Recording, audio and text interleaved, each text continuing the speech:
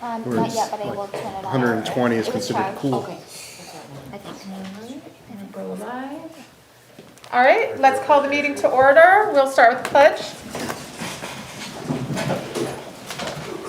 I pledge allegiance to the flag of the United States of America and to the republic for which it stands, one nation, under God, indivisible, with liberty and justice for all. Amen.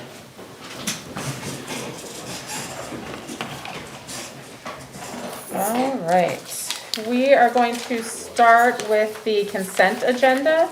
On the consent agenda for today is the public and non-public minutes from last meeting, which was 3 weeks ago because of the long month.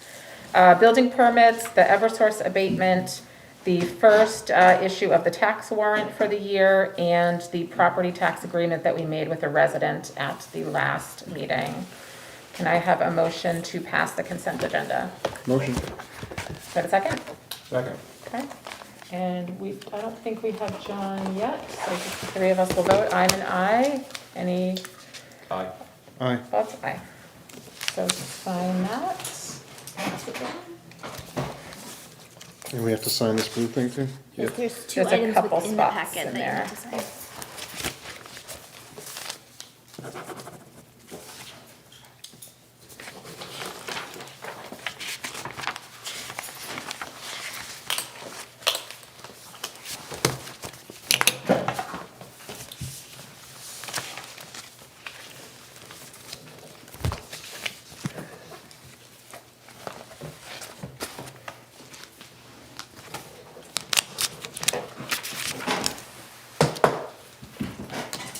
All set?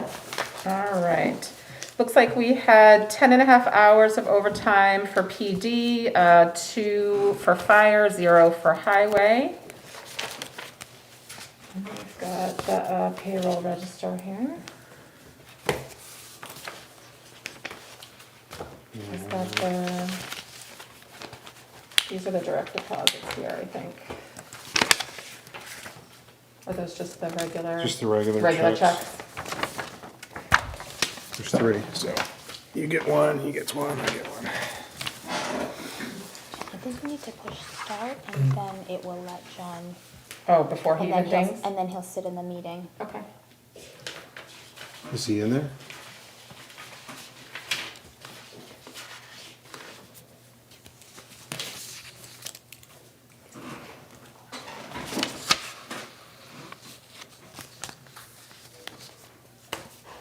Recording in progress. And then that would. Then he'll actually, ding? He's coming in. Oh, okay, Yeah. gotcha, perfect. So we still have to wait for him? Yeah. Okay. Eli Beam is $10.16. There he is. Yep, there you go.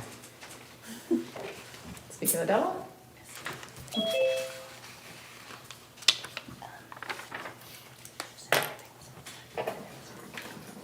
I turned it on.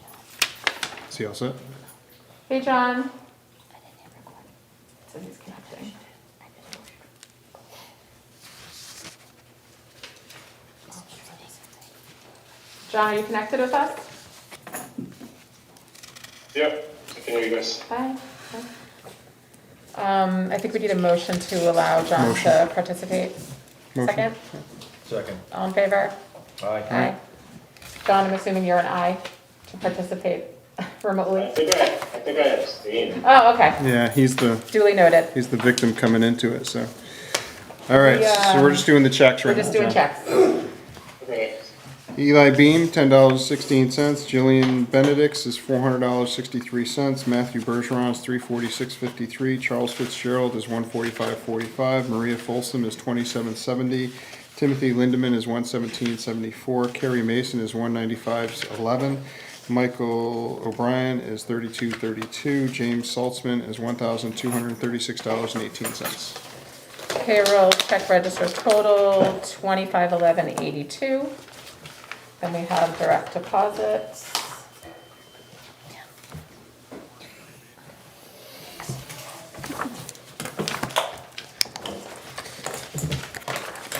Yes, you want to pass it down? Katie Coppola is $198.18. Shayla Gherkin is 6503, Mary Lyons Hall is 17730, Janice Weirs is 83828, Kiki Donis Wall 72965, Marley Beltry is 5541, Olivia Wall is 4386, Joyce Kegel is 58826, Kip Kaiser is 83431, William Dow is 2539, Elizabeth Federspiel is 2539, Andrew Gray is 672.57, Jason Gagnon is 254.42, Gene Gagnon is 83.11, Joseph Bird is $1,636.35, John Bryan is 686.76, Keith Culligan is 567.25, Alyssa Sanuski is 653.50, Alexander Hall is 359.27, Benjamin Roche is 288.14, Katrina Tennant, 795.20. Trevor Whitby is 727.19. Gabriel Burgess Labonte is 166.23. Charlene Confaloni is 214.71. Eli Corson is 277.05. Edwin Decatur is 603.31. Jason Grant is 576.47. John Isabel is 361.75. Erica Kenyon is 737.01. William Kenyon is $568.94. Peter King is $19.62. George Kellaway is $78.96. Julie Labonte is $1,927.92. Hannah Leonard is $462.28. Connor McCollum is $180.08. Aaron Mitchell is $685.67. Nathan Richards is $363.96. Katie Blazik Ahern is $728.24. Jeff Collins is $811.31. Wayne Robinson is $1,056.84. Karen Clemens $1,326.18. Heather Haggett is $351.46. Tamara Peak is $772.98. Kathy St. Hilaire is $257.23. Daphne Wass is $843.96. Kendra Brackett is $581.29. Robert Gagnon is $731.65. Matt Kelly is $971.54. Kevin Nealon is $1,927.23. Robert McCon is $1,111.51. Christopher Spitaleri is $1,640.23. Josh Turner is $924.38. John Ventura is $1,642.60. Jared Wright Ward is $1,211.10. Jeremy Worcester is $1,097.99. Timothy Labonte is $531.94. That's all correct. Total direct deposit, $36,048.44. After EPI, I have this for you guys to address before Grace leaves. Okay.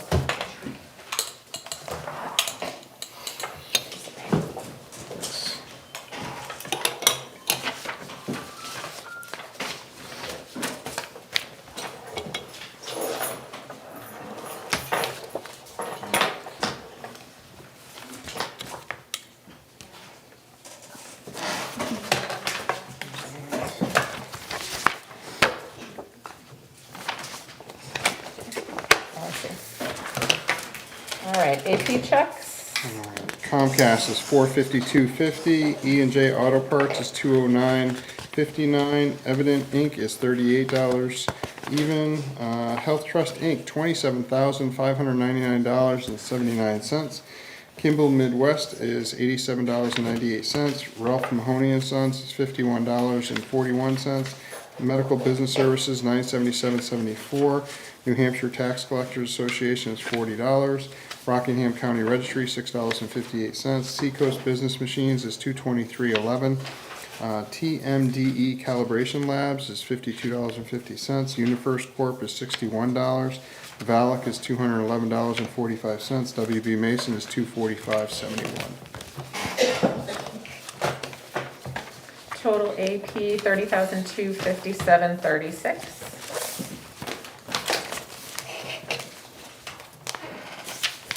And then we have one more set to sign. I have a letter to release $230,000 from a line of credit for Brentwood ROH for substantial completion of work. They've done work on the drainage system, utilities, roadway and signage, and the fire cistern. The planning board approved this at their last meeting. Motion.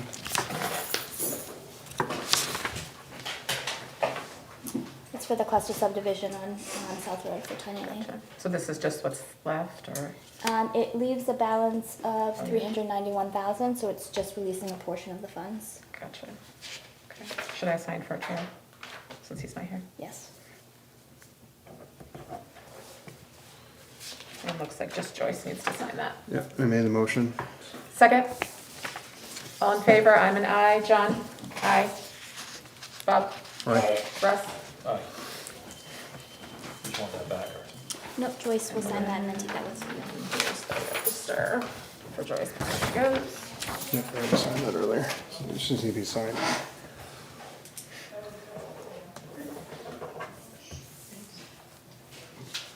Russ, can you sign that one page?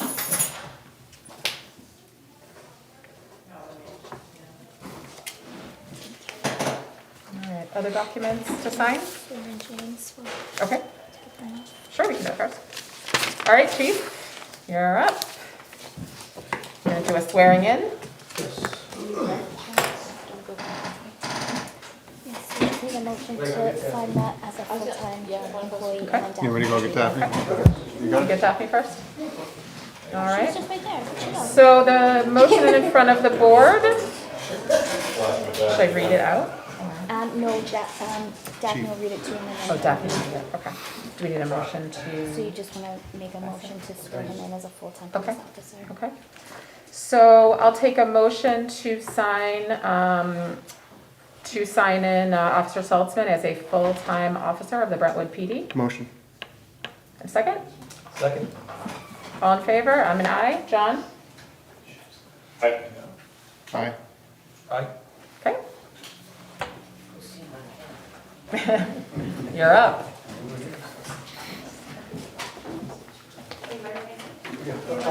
Well, thank you. This is Officer James Saltzman. He'll be our newest member of full-time patrolman for the town of Brentwood. We welcome him from Middleton. So he's been certified since 2017, sorry. 2017, he's also a firearms instructor for SIG Firearms. And we're very excited to have him.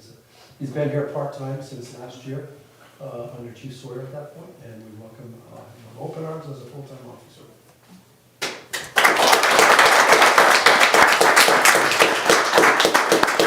Raise your right hand. I, James Saltzman, I, James Saltzman, do solemnly swear do solemnly swear that I will faithfully and impartially that I will faithfully and impartially discharge and perform discharge and perform all the duties incumbent on me all the duties incumbent on me as a full-time police officer, as a full-time police officer, according to the best of my abilities, according to the best of my abilities, agreeably to the rules and regulations agreeably to the rules and regulations of the Constitution and laws of the Constitution and laws of the state of New Hampshire. of the state of New Hampshire. So help me God. So help me God. Congratulations.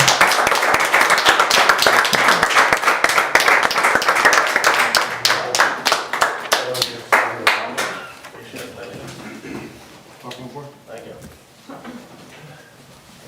Congratulations. Welcome. Drop off that paperwork tomorrow. Yes, sounds good. Sir, nice to meet you. Nice to meet you. You'll see him soon. You'll see him soon. High five. Virtual.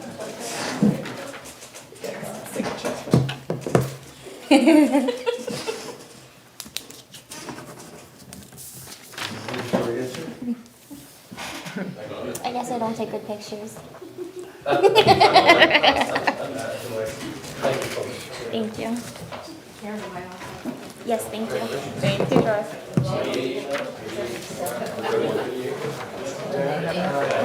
This is an appointment slip to swear in Ambrose Kizza as the deputy treasurer, but he's gonna come in later this week to get sworn in with Daphne. So this is just for you guys to approve his appointment. Okay. So make a motion. Can I have quiet, please? Thank you. We have an appointment slip here for Ambrose Kiza to be appointed as deputy treasurer for Brentwood. I'll take a motion for Motion. that promotion. Second? Second. I'm an aye. John? Aye. Bob? Aye. Russ? Aye. And you said he's coming in later make the this week chief for to be readers? sworn in? Need to grab him? Chief chief's leaving, he has another issue for us. Yeah, we'll just hang out in the hall for a I second. think he has a non-public. Oh, okay. He's got a non-public as well, so Oh, okay. he'll be around. He's coming back. Okay. All right, other paperwork? I have a notice of intent to cut for land on South Road, the Burt property. Motion. Second. All in favor? I'm an aye. John? Bob? Aye. Russ? Aye. Where do we sign? All just down here? Yep.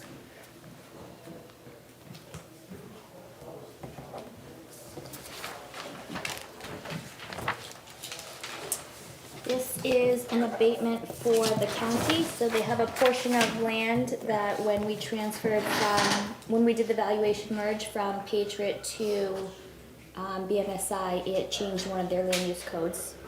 So we're just abating that, so because it transferred it from non-taxable to taxable, and they shouldn't have been billed for it. Okay, so it just debates that section that would Yes. have become taxable. And then Motion. they still pay the remainder. Okay. Second?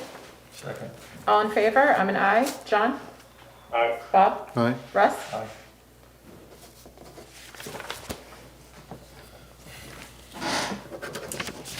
And we had a pre-construction meeting for the Mill Road Bridge, and they have requested to amend the notice to proceed to begin work immediately. So we've discussed that that would be no problem as long as they don't have a full road closure until June 20th when school gets out of session. So rather than June 20th, it's moved to June 7th? Instead of July 1st. Or July they'll move 1st. it first, move it And they're forward. hoping to be done before August 20th, was it? August 26th is their deadline, so we're trying to get the road back open before School school's back in starts. session. Okay, okay. Do I have a motion? Motion. Second? Second. All in favor? I'm an aye. Aye. Russ? Aye. Okay. Do we You wanna just sign on that sign line? here? Yep. Do we all need to sign? Nope, just you. Just me? Thank you. Anything else? Not for signatures, I have other items. Okay. Do we want to go back to the chief? You want to come up and do radios? Oh, sure.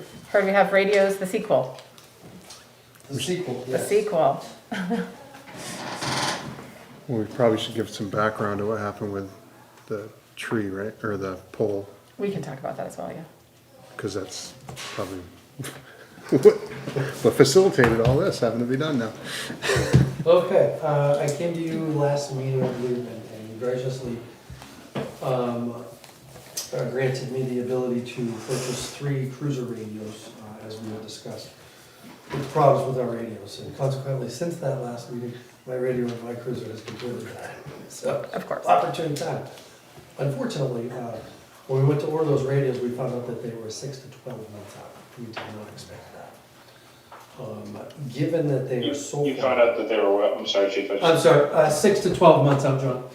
Oh, So it's a sizable amount of time, and I feel it would be best, and I know I said I wanted to stagger them. I just feel it would be best, since there's such a lag in when we get them, is to order all 5 at once. So instead of the 12, and then when we did actually, and thankfully this happened at an opportune time too, because when we went to have them come back out and make sure on all the install for the other 2, we found that 3 of the keyboards are failing miserably. So we needed to add those to it. So the total cost of just the purchase of the radios is $17,800 and some odd dollars. I have it right here. And what did we approve last time? 12? We approved up to 12 last time. 12? So the total cost of the radios themselves is $17,889. And we're estimating that with the keyboards and the install, now that's just the purchase price. The install is roughly going to be with the keyboards $1,000 each. And is there only one company that does this, or do you guys get multiple bids? We really can't. The only other ones that bid these types of things are part of the reason we're having problems with our cruisers and the electronics now. I just sent a cruiser out to be evaluated because halfway through the shift, the wiring harness is shorting out somewhere. So they may have to redo the whole thing. And that's a company that a lot of PDs are shying away from. There are very few companies that do this install for police work.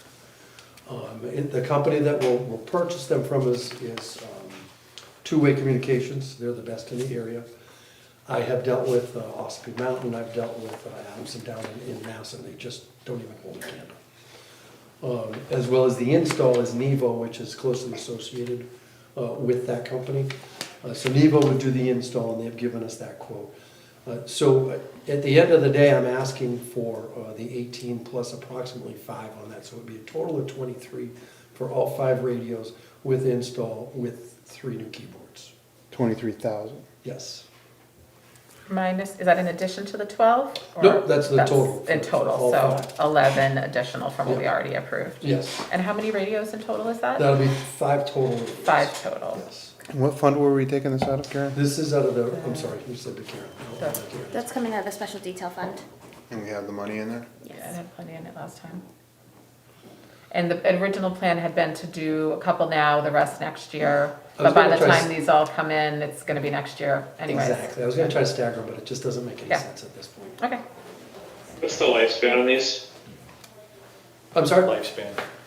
Well, generally 7 to 9 years, and it's more towards the 7 these days, I'll be honest with you. But again, just think of what we've gotten out of the radios we have, we're up to 25 years on some of them now. And as I mentioned last time, they won't service them anymore, the liability is too great to service them. So the one in my truck, I can't, it won't be fixed, nothing will happen. I've got a portable that I keep in the truck at this point. Thanks. Okay. I'll make a motion to approve the additional $11,000 for the radios and install. And is that gonna be all in 24 would be plenty, or? That's 18 plus the 5, so yeah, yeah. I just wanna make sure it's not like 5 and change and, No, that's the all-in, and that's actually, there's probably a little bit more in that 23 that we probably won't have to use, but I want to have it so I don't have to come back. so up to 24. Yeah, Okay. up to 23, actually. So you just, okay. So 11 additional from what we prior approved. Yes. Okay. There's a motion out there for 11,000. Do I have a second? Yeah. Russ? All in favor? I'm an aye. John? Aye. Bob? Aye. Russ? Aye. Okay, Thank you very much. I sounds appreciate good. that. Thank you.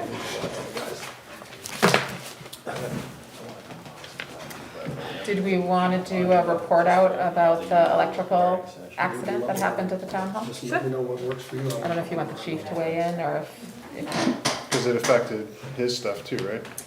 Some of it, yes. Okay. So on Monday, May 23rd, we had a tractor trailer come through the town office parking lot. They snagged the utility wires and snapped the pole at the base. Comcast came out and reinstalled the line from Dalton Road back to the pole in the parking lot here. We had to refeed the data line from the pole to the service point in the building. From that point, we had to replace all of the surge protectors in the building, 2 LED lights in the PD, the data line from the service point in the basement up to the postage meter, which is random. The phone system module is having some hiccups, but doesn't seem to need a costly repair. And Block 5 was here, so it happened on Monday at noon. Block 5 was here Tuesday by 10. And they spent the day here to restore our service to the rest of our network. And any other damage? Because I know you said the surge protectors burned up. All of the surge protectors, or majority of them, self-destructed. So all of the surge protectors in the entire town office and PD were all replaced. And how about the servers? The battery backup to one of the servers failed. So that one took the hit, did what it was supposed to do and protected the server, but that will also need to be replaced. And you have a claim already presented. I have a claim already in with Primex, and then they have the crash report from state police, so they will go after the driver for subrogation. So we'll have to pay the $1,000 deductible and then wait for that to be reimbursed back to the town. Any computers or anything else damaged as a result of it that you know Not of? right now, no. No printers, no computers. The surge protectors serve their purpose. Okay. and can we clarify whether the existing lines that we have out there are considered low hanging lines or are they standard height lines? I'm I don't not know sure. who could answer I would that. refer to. Well, they were a little bit low, they've actually tightened them up so they're nice and high now, but I think just over the years, and we could probably, you know, they do sag over the years, it's an older pole, and So it was it just happens, natural, and where it's in a parking lot, they're not necessarily gonna go around and tighten those up, right, like you would see them in the roadway. right. And this was a tractor trailer, right? Oh, it was a really, yeah, really Oh, tall. this is a TT unit, full TT unit. And what was he gonna do, spin around the whole parking lot? Yeah, he went to Lindy's and for lunch, and his GPS said there's a left-hand turn. Thankfully, he realized he couldn't make the tight turn down Dalton, and he saw this beautiful parking lot and just never looked up. I don't think he would make it around this building. Well, he would have made it to the front. He was gonna go through the front. He would have made it Oh, to the front of the okay. building, yeah. But, you know, It's easy to do. accidents We did happen. it with our trucks, coming around plowing, you don't watch for lines, you kind of watching the road. Yeah, So that's the same way with them guys, when they go, if they're too low, then right. they cut you. So it looks like since the reinstall, they're up a little bit higher now? Oh, Yeah, they put Okay. them up high. Awesome, They're up- okay. They're up a little high, they're tight. Great. So I mean, good news, nobody got hurt. Yeah, You know, It's an the accident. fire department did a terrific job on scene, they did a great job, so. and the surge protectors did their job. Well, they did, but they didn't interfere in play. Yeah, there's a little smoke involved, I heard, but, And we learned that we should be replacing those every 1 to 2 years, regardless. Really? Yes. Yeah, I didn't know that. interesting, Yes. okay. So do that in That's your it? home. That's all they have? 1 year? That's 1 what to they 2 recommend. years? 1 to 2 years. It was funny, he said those are designed to disintegrate. I said, Right. That's not good. Well, because we could hear Well, popping. They did their job, And yeah. that's what it was. It was the surge protectors self-destructing. And smoking, right? Yeah, Yeah. you could smell them. I mean, we almost got lucky, it almost hit the building, we would have probably had to replace it. That's how you're gonna Too get the bad new they PD? crashed. Really? Didn't crash into the PD. I figured I didn't pay him enough to get it hard. Instead of $24,000, you, 3 million? All right. Any other comments or questions about that accident? Okay. Looks like we have Wayne on here for paving and vehicle repairs. Come on up. I want to ask for my money before Wayne. Oh, Just kidding. sorry. I thought Wade's going first. I'll get in, you want me to get in the vehicles before I get in this other stuff? Sure. Okay. All right, first of all, I want to let you know the 2015 plow truck that we have right now, we used it all winter. And, because we parked it, went in to get it, we've been taking them out, just running them around town and everything. But this truck here, we took it out and running around town, and it would only go 15 miles an hour going up a hill. So we don't really know what's wrong with it. I took it over to LCB, and their mechanic over there is he put the machine on it and to see if he could get a quick what's wrong with it. And the thing came up, the machine came up as like 6 or 7 things that could be wrong with it. So therefore, he's gonna try to diagnose it down and to see what, we're hoping it's just the injectors. A couple of the injectors in there might not be working right, so that's what we're hoping for. Did you guys have it towed there? No, we drove it. At We can 15 miles an drive, hour? we can drive it. Oh yeah, we drove it. It's a couple hours to get there? or- Just on a hill. It's not a hill. Just going to Fremont. And Wayne, that's one of the trucks that's gonna be replaced?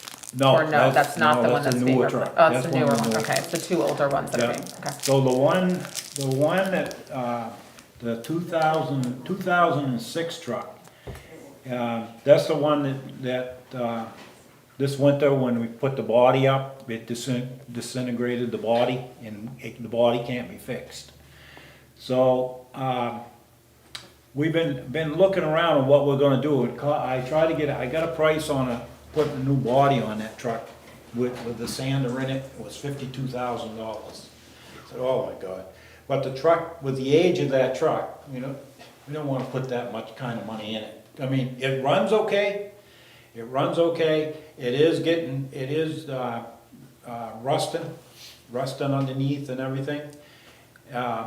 So we didn't want $52,000 to put in that truck, and it could die next day on us, pretty much. Yeah, but you got the brand new one, which doesn't even start. We got the brand new one, which, the sensors in it, we unhooked them all, and they don't work, and I called them again today to see if they got the sensors, they ain't even heard from the company about bringing any sensors here, so.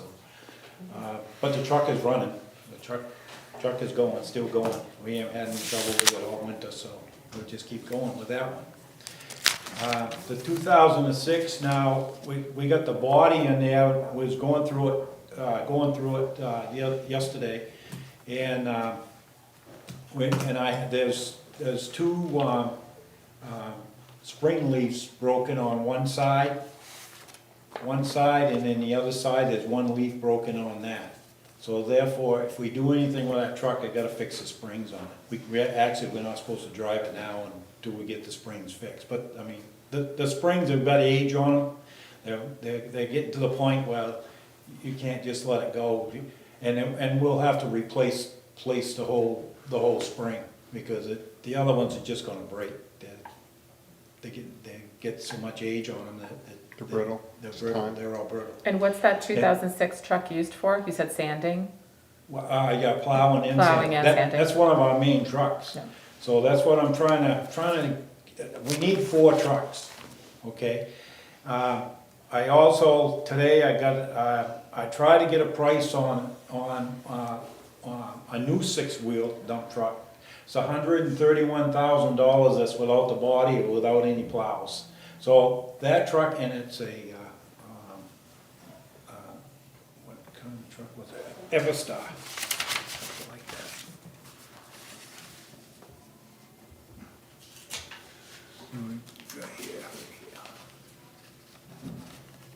that. Western Star. So Western Star truck, which is similar to the new one that we have. That's the same motor that's in our new one right now that we have. Be the same motor, and this will be what the truck looks like in the front. That's a 10-wheeler, but we're gonna get a 6-wheeler, which looks the same thing. And that was, like I told Hold it you, up in front of the TV. the price of that's just the cab and chassis. Right now, it's $131,000, but they're not gonna be able to have a regular price until July or August. And we can't order it till after July or August. So And what's the wait? This price here could change. This is today's price, but they said they won't order us a truck until after August or July because of the price change that they got coming. And So that's how what long is the delay? Plus, we won't probably get the truck for a year. But he wanted to get us that price because we went up there and we tried to get it to see what we could do, so. What I'm actually looking for is if we can get a sander. I've been looking around for a sander for that truck that we're gonna fix up. And Donovan Springs gave me 2 prices, actually. They gave me one price just for the sander, and we can get somebody else to put it on, but this is just to lug out a sander, which is $18,500. And the price for them to bring it over there, and they'll install the sander on that truck with the lights and all the hookups and everything for $22,700. So at this point, I don't know what you guys want to do. Now, I did find out the other day. I went over to see Fremont and see if they knew any places that had sanders. And they told me go up into, it's up in Maine, up near Portland, Maine. There's a big place up there, and the guy has everything, I guess. The guy up there sells equipment, and he said that they go up there all the time to buy equipment because he's cheap, and he has some really good stuff up there. So, but I haven't gone up there. And we looked online. Today. And he's got like 20 sanders up there. So we might be able to take a run up there and see if we can pick up a sander and get a price of, see if Charlie Starkey over right here in Brentwood could probably hook that up for us if we could get a cheaper one to put on that truck. Unless you want to go this route here. But we do need a 4th truck for the winter. And Wayne, Yeah. what's the new delivery date for the 2 small trucks that we approved earlier, a couple months ago? The price? No, what's the expected time we're gonna have those 2 new trucks? 1st of August. Okay, so it had been December, so Yeah. that got pulled back. We're gonna have those trucks the 1st of August. Okay, so we'll have those 2 small trucks, Those 2 small trucks and then, and then we've got the 2015 truck that's getting repaired. yep. And then, so what you're asking is to modify one of those existing trucks with this new sander? Yeah, the 2006. The 2006, okay, 2006 6-wheel dump truck. okay. Trying to get that back together so at least we know we're gonna have the 4th truck for the winter. 'Cause I mean, you're going out to try to get a new one, I don't think that's gonna be in time. You never, if you got a year wait, you're Yeah, not if you gonna can't see get it it for a year. Uh, Do you think I that's the know- best bet for us to make sure we have what we need? What's that? Do you think that's the best move, is to Yeah, add the sander? I just wanna make sure we have the 4th truck before we get winter here. Could you reach out to the guy up in Maine just to see if he has the sanders and what the prices are before we make that? No, I haven't yet. Could you do I didn't. I that? wanted to talk to you guys first to see which way to go, which way I should go with this. Yeah. Sorry. But I can give him a call. Yeah, give him a call and just see what. I know we went online and he has 20 sanders in there, so. He may have a truck, he may have a halfway decent truck up there that we can Well, get because you to. said 2006 All ready to rusted go. away, right? Right. What's that? The 2006 is already rusted and rotted away, right? Yeah. I'd rather have you give him a call and just kind of check to see what the pricing would be. Then we can make a decision. If he already has those things in stock and if he has a truck, then we can make a decision. Yeah. Yeah, I mean, I still have time to look around and see if somebody's got a truck that is halfway decent and. I just and hate to get put it- all get this it- money into it and Yeah, then all of a sudden it falls apart. Yeah, I understand. I got a plow truck that turns into a paperweight for Right. $60,000. And Wayne, you said we have a newer truck too? So you got the 2020. the 2020. Yep, and that's the one with the sensors not hooked up, but it is running. Yeah, that's the one we got and it just wouldn't start. Okay. That's a good one, isn't that? Is that a Kenilworth? What's that? Yeah, International? that's international. So when we get the 2 new trucks in August, we'll have 5 trucks total, but the 2006 is pretty close to very end of life. Okay. Do you think it'll hold out if we put Yeah, this in? it runs good, it starts, it don't give us any kind of trouble in that. I mean, a little bit of once we take the body off it, you're getting rid of most of the rust in it. I guess the cab's got a hole in the floor. It does have a hole in the floor, but that has been fixed. It's like a drain plug it's like a drain plug for a Jeep, we're good. Yeah. I mean, you're talking a plow truck, and you're not gonna make it any better, cause with using the salt and everything on their trucks, Yeah. you can wash them, do whatever you want, but it doesn't take it A out. little flex seal, it'll fix Yeah. it. So you'll take a look at that place in Portland? I'll go to Okay. Portland, we'll go up there and, then we'll come see back what, to see us? what we can do there, I'll come back Okay, and, see what we can do from there. okay. And then the paving, The paving, I got a letter here, to, John Bell, and I wanna get your approval on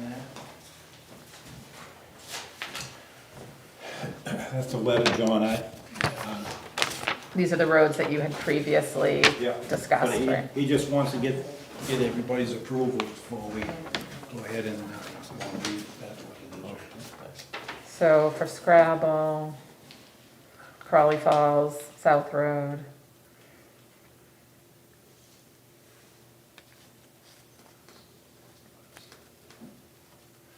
Our main road that we're gonna be doing is, Scrabble.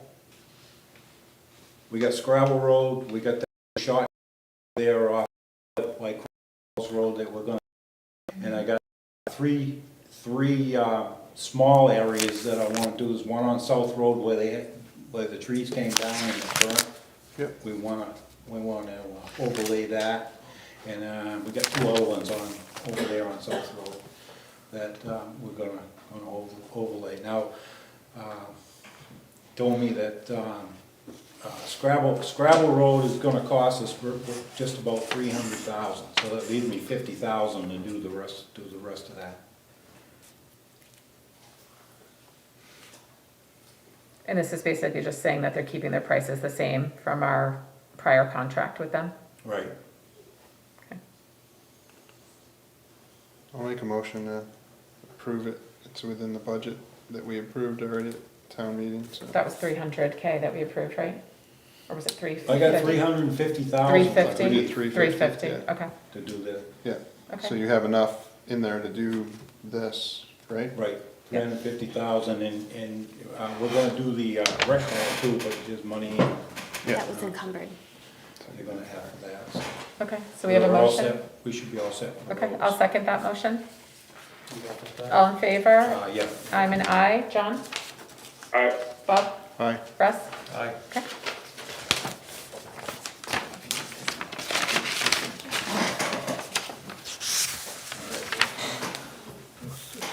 Anything else you have for us? Yes. This right here, I didn't get back here to see you guys on this right here. This is on the, making Mill Road safe to drive. I'll tell you what happened. I went to a couple of the meetings that they have. I went there and, I went in and I sat down and I listened to what was going on there, back and forth. And after listening and hearing people, what was being said and everything, I kinda took this up on my own. I said, I think I better go out there and look at Mill Road and see what I have to do with Mill Road to make sure that it's gonna be made safe. So that's what I did. I got a hold of John Bell, and I called him up. I told him I said, I just want to see what it's going to cost us to make the road safe. Now there's a couple things that I didn't even know out there. I've been in there for 20 years plowing the road out there. It's going down by the river. When you come up there, get by the dam, you go by the river, and then a long distance all the way down through there. I mean, I've always seen the trees come up there, you know how the trees are out there, the trees coming up there, and didn't really pay any attention to it. I went down and look at the side of the river, but the river is you only got probably 6 inches from the hot top, and you're in the river. If one of our trucks, or a car even, all these years, and we never had an accident out there. But if we, Like, really? But if we do, we can have a car in the river, and it's deep. That ain't just a small bunch of water there. That's pretty deep right there. That's pretty deep right there. Yeah, I think when we had the meeting tonight, they said, Yeah. or this afternoon, they said that right now it's at 30 inches, I think. Is that what I think he said it was like 30 inches. Is it? They were talking about the I know flow it rate. looks, it's pretty deep. Yeah, and then he said sometimes it can double that, so. Yeah. He said it can get pretty deep and run Pretty pretty deep. fast. Pretty deep. But anyways, And there's look- never been a fence or any kind of a nothing. guardrail or anything there? No. They do down, about halfway down, they do have a guardrail. There's a culvert that goes there and they have a guardrail there. But, I included, I got the guardrails, all the road work from John Bell. What we're gonna do is reclaim the road, check all the culverts, probably gonna have to replace, there's 8 culverts out there, and we're probably gonna have to replace some of them. We got that all included in here, and then hot top it again, and I also gonna fix that little corner there when you're coming up over the hill there, going out to 111A, that you can't see very well. I checked a little bit on that, and then I find out that the town doesn't have a 50-foot right-of-way. That nothing in record here in town that road's a 50-foot right-of-way. So therefore, I said, oh my God, But I had the same problem on Pine Road when I first got road agent, and we looked into it at that time, and, we went through the town engineer and the, town lawyers to check to see what we could do. But what I ended up doing is getting a form made up and went to see all the landowners and went and got permission from all the landowners. They gave me a little bit of piece of their land to give us like an easement, ASA easement to them. And as long as I put the road good in and cut the trees and everything, cleaned everything up, we got it done. And so that's what we did here. I went, there's 2 landowners over there on that corner, and I talked to both of those landowners, so if I can get a form made up and then give them there, they got trees out there that needs to be cut, and we can slice that off, so you'll be able to see around that corner to take care of that, And that problem. we agreed this year we were gonna pause on Wait, right? reclaiming mill because we don't know what's going on with that Yeah, development, so. I told even the guys that came up and gave me the prices on they came up and measured everything. At CWS, they came up and measured everything on the guardrails and what we have done. The bridge is not included with the guardrails, but just everything along the road to make it safe. And, what was I gonna say? But they agreed, and I told them I didn't know when, you know, we're gonna be able to start this. I wanted to get it done, because I wanted to get it for this meeting. They were gonna have one of the last meetings. And actually, I got called, they asked me if I had a price for this. So I took it in that meeting, that the last one that they had, because, first of all, Joe Falzone wanted to know. And, because I'm hoping he's gonna kinda help out on it, so. And what's the total cost? 250,000? The whole thing here that cost was, to fix that road is 250,000. That's with everything. And everything would be done all at once, all the guardrails, everything would be done at the same time as the paving? Yeah, we'll have everything Okay. so we can make the road safe. Is there any culverts or anything on that road that we have to worry about? There's 8 culverts there, and we're gonna check them when we reclaim the road, because we'll be able to see them, and if they need changing, we'll yank them out, put all new ones in. And Bob, this is mostly geared to Bob, Jen and Russ, you guys, I don't think we're on the board yet, but Bob, remember we had the conversation with Wayne? Wayne and I discussed this at the planning board meeting, that you referred to. Remember, we talked about how we took that $84,000 or $82,000, whatever it was, and we put that toward, the rec center parking lot? Right, yep. Okay, so my question, still is a little bit, is all of this attention being, because that money was supposed to be able to cover Mill Road, and we decided not to use the money because we didn't know exactly what was going on. We didn't want to, our logic, what I remember our logic being was, well, we don't want all those trucks to go on Mill Road and ruin the $80,000+ that we just put into it. That was my recollection. Correct. And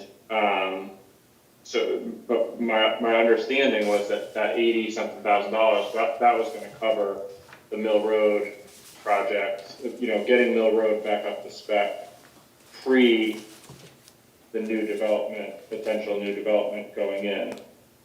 And so where I'm going with this is that new development costing us $170,000 or thereabouts?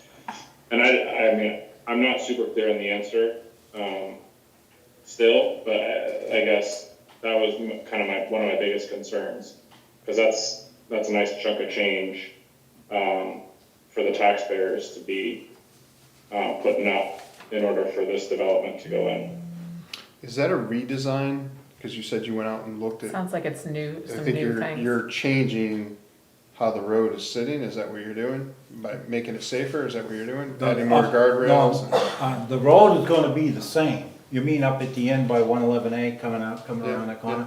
No, we're digging the bank down, so you can see by the bank, the road would be basically to stay the same the way it is. We're not moving the road anywhere, just leaving it, but taking that bank down so you can look right up through and you'll be able to see to the other side of it without moving the road at all. And Wayne, is this something that you would have wanted to do anyways, if, even without the new development Yeah, going my in? opinion to this, right now, is seeing the way everything is over there, with or without that development, this should be done. We got a lot more driving out there, a lot more people out there driving, and, because a lot more, they're going a lot more I faster. think that's fair and to everything. say, but my And I concern think- is that it was only 80-something thousand that was supposed to be able to take care of the whole project 2 years ago. And we were supposed, like, this due diligence was supposed to be done 2 years ago, which is why we had that number kind of semi-allocated toward this project. So I just, you guys can see my mild level of concern here. It's a lot of money to be changing. It's tripling the size of a project, and not a small amount of money for the taxpayers. I mean, the other thing that I was looking at, that this isn't gonna happen this year, okay? In the last few years, the town's been giving me $350,000 to take care of any roads that I need to take care of. I figured if we can't get the money, which I'm hoping that we might get some help on this, because he stated to me that probably we will. But $350,000, I'll take care of that for the roads that year. That would be our road that we'll take care of. That's too, unless this all goes up. If we gotta wait a year or two or something, if it goes up or whatever. But what I wanted to do tonight, that's why I wanted to bring this up to you guys tonight, is I gotta have you guys sign this paper. So I'll send these back here, and it will probably kind of help to lock our pricing for the roads. For next year, But would he honor that? for whenever we do this, as long as I get it back, because it said sign here, because I told all these guys, John Bell knows, CWS knows, and the loggers know that it's not gonna be done this year. I just wanted to get the price to put it together, and they still give me the paperwork to get it signed, and hopefully will help out on the prices that we've already asked for. If I have to wait till next year to get another price, then we'll have to do it, but, But that would lock in the price. that will lock most of this price in. And at what point would we know how much Falzone might contribute? Do we know the time frame of that? I don't know, he was gonna check it all, I gave him all the paperwork in that last meeting there, and he was gonna talk with, some of the planning board guys. And, so I have no idea what he's gonna do. But I mean, we should probably be acknowledging how this is just a little weird, right? Because the project was 80,000, now it's 260, I forget the number. 250. Yeah. And we're saying, well, we would do it anyway, but we expect Falzone to put it, there's something that's not totally driving for me on this, and it makes me feel a little uncomfortable. My other concern would be even if Falzone, if that project got approved, because I don't know how many units is he putting in that development. 71, I think. So if you put 71 over there, I don't even know if you would be doing this project next year. Because I'm gonna have trucks driving on this thing for at least the next year while he's building 71 homes and a clubhouse and pickleball courts and whatever else he's putting into that thing over there. So even if we agreed to that and signed it, you're probably not looking at that for 2 years with the price of, asphalt, right? It's going through the roof. I don't think the 250 number is gonna hold up. it can't be held in perpetuity forever. It's gonna expire. So if Joe moves forward with that project over there, we're not even touching middle of next year. Cause we're still gonna have trucks beating the living daylights out of that road. No, not till it's done. And that's gonna, I mean, how long's Three Ponds been going on? 3 years? We're going on 3. Cause we paved, when did we pave Prescott? 17? So. 2 years ago, wasn't it? No, it's been longer than that. 3? Cause I remember being agitated because then that project started and then they were trying to cut up the pavement we just put down and we were like, why? We just redid that whole why that was there. We got rid of it. So my concern is I think we're almost putting the cart before the horse right now. What about that? I agree with Bob, and also it's eliminating any negotiating power that we have. It's locking us into something, and you know, whatever Joe decides to put up is out of the kindness of his heart instead of out of, you know, responsibility toward getting the project done. And I think that puts us in a really poor negotiating position. Yeah, cause you're bidding against yourself at that point. That's exactly right. Yeah, it almost seems like it's premature to lock it in now. We're not even, I mean, I think the quote is great, but even if we locked in, I know we're not doing it next year. If this project gets approved, you're not touching that road next year, cause, I mean, we were concerned about the bridge. And we're doing the bridge upgrades soon, but we aren't paving the bridge because we know that you start bringing all those trucks and the turning that's gonna be on there and all the other stuff that goes yeah, that was along. already decided that we're Yeah, not touching it till they're done. So we all know that. Yeah, What about this tree clearing part though, the visibility issue at the intersection? that you're talking about? I got, Bullock's Tree Service out of Fremont. Yeah, And the tree's gonna cost us, there's 13 of them. And all 13, some of them are pretty good size, and they're all in the wires. So it's gonna cost us $12,500. Now, there's some trees that are getting removed as part of the bridge project already, cause we talked about that this afternoon. Yeah, I don't know anything, I don't know who's doing any of that. I think that guy is. that guy. Yeah, so when we had the bridge meeting this These- afternoon, they're These taking us trees, some trees. these trees that I gotta have moved for that is gotta have a crane. And he's got a crane. This Well, is- Eversource What does it mean that takes they're in the wires? If they're in the right of way and if they're in the, touching the utility wires, will Eversource pay to take those down? Can we put them on their list? That doesn't sound like our responsibility. yeah, that's a good question. But then we're at their mercy for time. Right, so they may not, But it might be a couple of years before How, we Right. do anything. how on the urgent of a road. safety Well, issue? I guess what I'm getting at is, there's a safety issue. Right. We're talking about. And then this That, paving that issue. is it possible that separate from the development, we get all that, we don't have to keep hammering on that one, we get it, we're not gonna do the road work of the bridge or any of that before they're done. But this issue here, which will benefit, from a safety perspective, Current residents. doing it prior to all this, also all this construction traffic going in and out and all that. So I guess my question is just the validity of addressing that, and that's a good point. I mean, without looking at it, I don't know, from my experience working for and with Eversource, I don't know what exactly it looks like, but obviously, yeah, if they're close enough, then generally speaking, they'll look into it. Eversource, we have other trees in town, and Eversource, I believe they were gonna have Aspen come in here, and they're still working on a year or two. They ain't even, what they came in here for this year to ask for, they're still working on the year before that. They're trying to get that done before they even come in here. So it's gonna take them a while to get here, to do with the trees that they came in and asked for. Because I got some trees, I also got some trees that, I've called them on, some people actually called me about trees near the houses, in between the wires.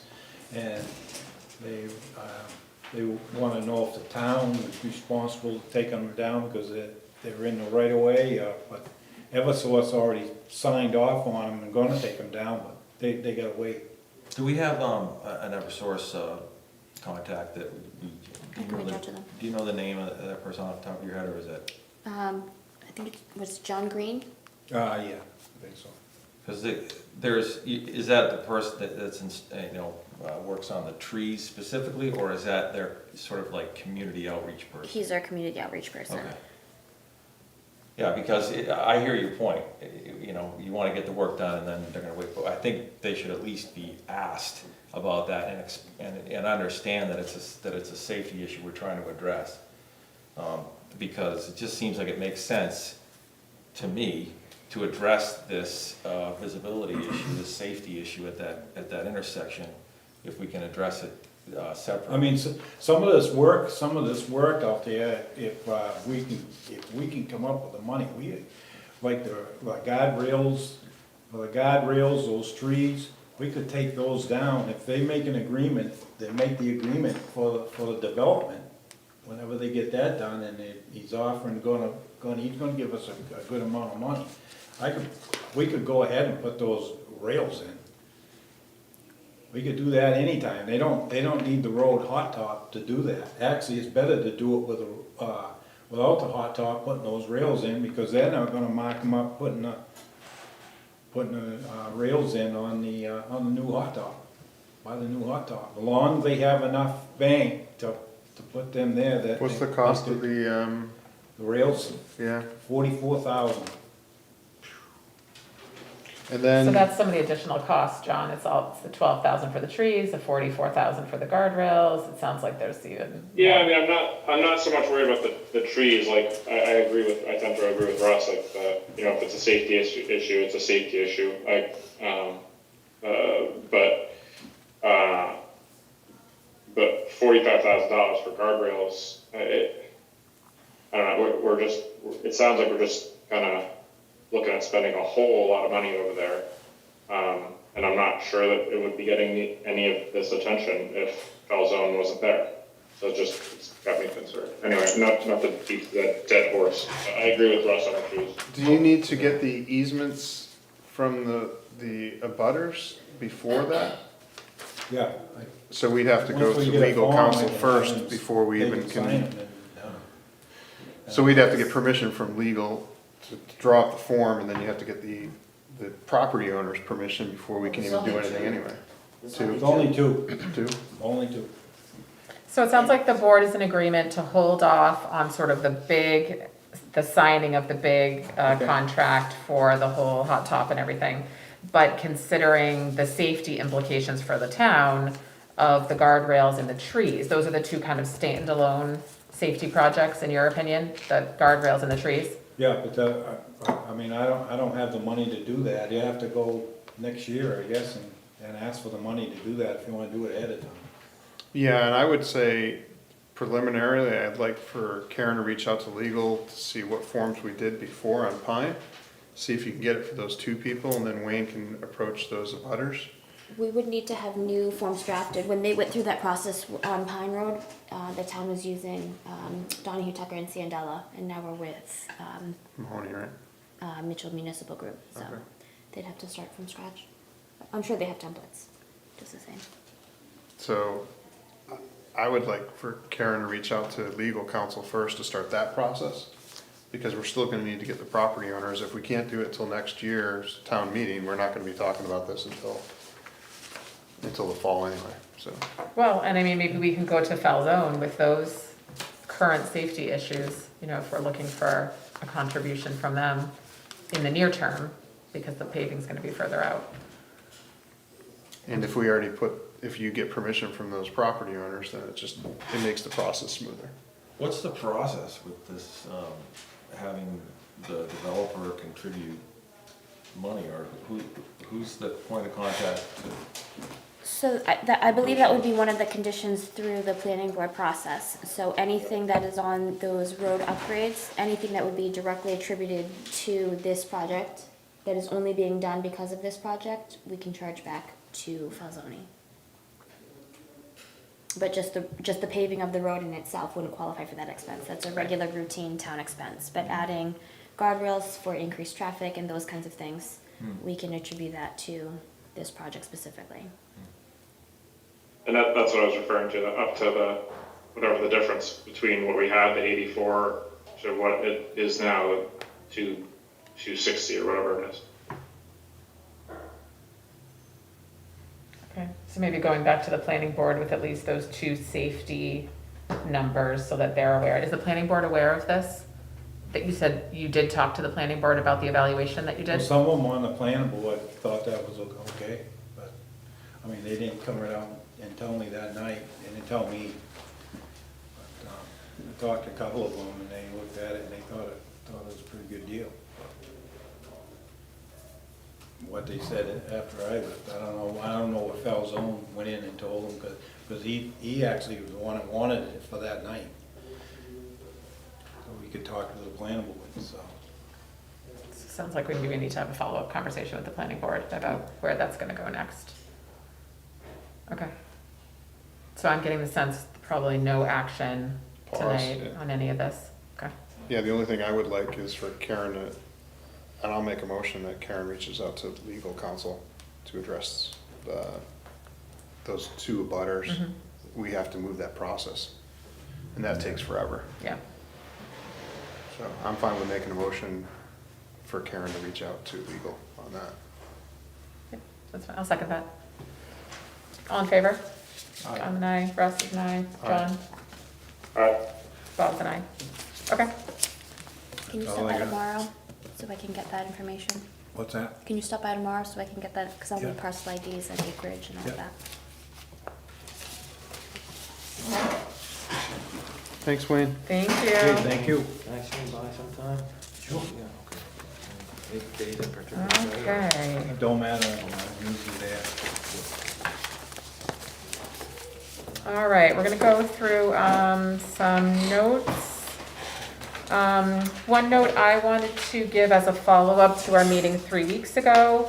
3 weeks ago, the board had voted to post on town buildings that Rockingham County had moved into the high COVID risk area per CDC. As of this week, we have dropped back down to moderate risk. So it would be appropriate to remove those postings that list us at being at high. We've come down from our most recent surge. I don't know if we need to take a vote on that or just remove them because it doesn't apply anymore. Yeah. Thank you. Our next item here is, we've been using the consent agenda, and looks like there was an inquiry here whether there's things that should either be added to the agenda or if anybody wanted to pull anything out of the consent agenda moving forward. And Karen, I don't know if you had any specific things that you had in mind for that. No, generally towns that utilize the consent agenda in that format, it'll list out the documents that are held within the packet, and then the first question is if there's anything you want removed out of that for further discussion, and then Yep. you can go ahead and sign the agenda as amended. And there were a few other things that you thought might make its way onto that agenda as we move forward. Yeah, like intent to cuts, those are non-controversial, those Yeah. are not items that Right. you would ever contest, so Right, standard regular board Standard. business. Okay. those are items that I think could go in there going forward. Okay, perfect. Next was an update on the Kingston Board of Selectmen letter that they had sent about regionalization for fire. So Chief Bird and I went to the Kingston Town Hall, and there were several area chiefs, a couple of select persons, but not a whole lot of them. The meeting went on for about an hour and a half, and the general consensus of the meeting was that should have been a conversation held amongst the chiefs, and then the chiefs should have brought recommendations to their respective select boards. So they will have a follow-up meeting amongst the fire chiefs and discuss how they will address their local staffing needs. Do you know when that's gonna take place, or I haven't heard any more discussion on further dates. what was kind of the pulse of the chiefs? Did you think they were in favor or against, or? I think they could be in favor. I think a lot of them were put off about how it was handled initially. The proposal Yes. process?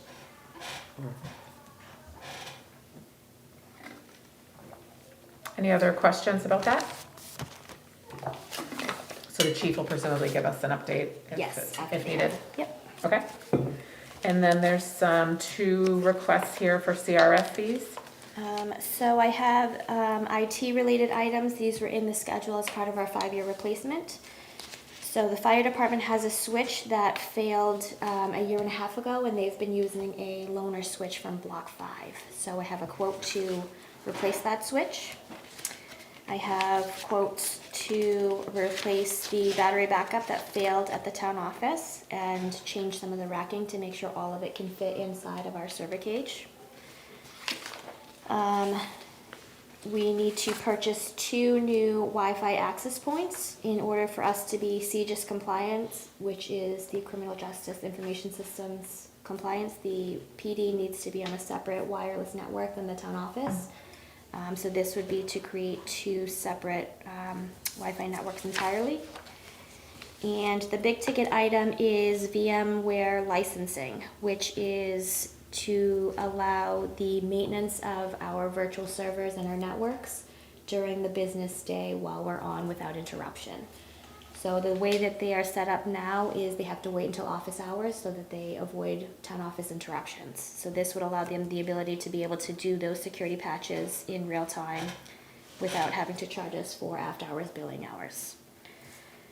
We also have 3 computers that would be slated in our 5-year replacement schedule that would be replaced, and so those are being estimated at $950 per station. So the total cost of all of these items is $20,139, and I'm requesting that to be expended out of the capital reserve fund for IT hardware.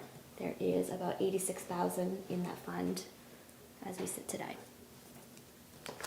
Okay. And sounded like all of that was pretty crucial. The server maintenance, it sounds like, is that like a must-have, or it would save us money in the long run? So all of these to have? items I went through which were must-haves and which were nice-to-haves, and these are all on our must-have list. They're pretty much The must-have. nice-to-have Okay. things were like adding in an extra data line to provide a fiber line through Comcast, through Verizon while we're still having, but these are like $600 savings, so it's not a whole lot. Okay, but the big server maintenance is pretty much a must-have. Yes. Okay. Hey Karen, have we done the investigation in terms of the going to the cloud instead of off-prem? I know this is common, but I probably have just forgotten your answer. Of the reality. So I think part of the problem is in order to maintain our network security and keep all of our network, the town office and the PD segregated to make sure that we're meeting all of our security requirements plus the CJIS requirements. So this you're is- saying it's someone is saying that it's more secure to be on-prem? Right, so this is what Block 5 is recommending that we do in order to maintain our compliance. Okay. Can you email me whatever they're telling you on the security compliance aspect, please? Sure. Thanks. So this is for the 20,139 for ITs, Yes. and we have 80 some odd thousand you said in there? 86. It all sounds like stuff that has to be done. Yeah, I'll make a motion for the 20,139. Okay, I'll second that. All in favor? I'm an aye. John? Aye. Bob? Aye. Russ? Aye.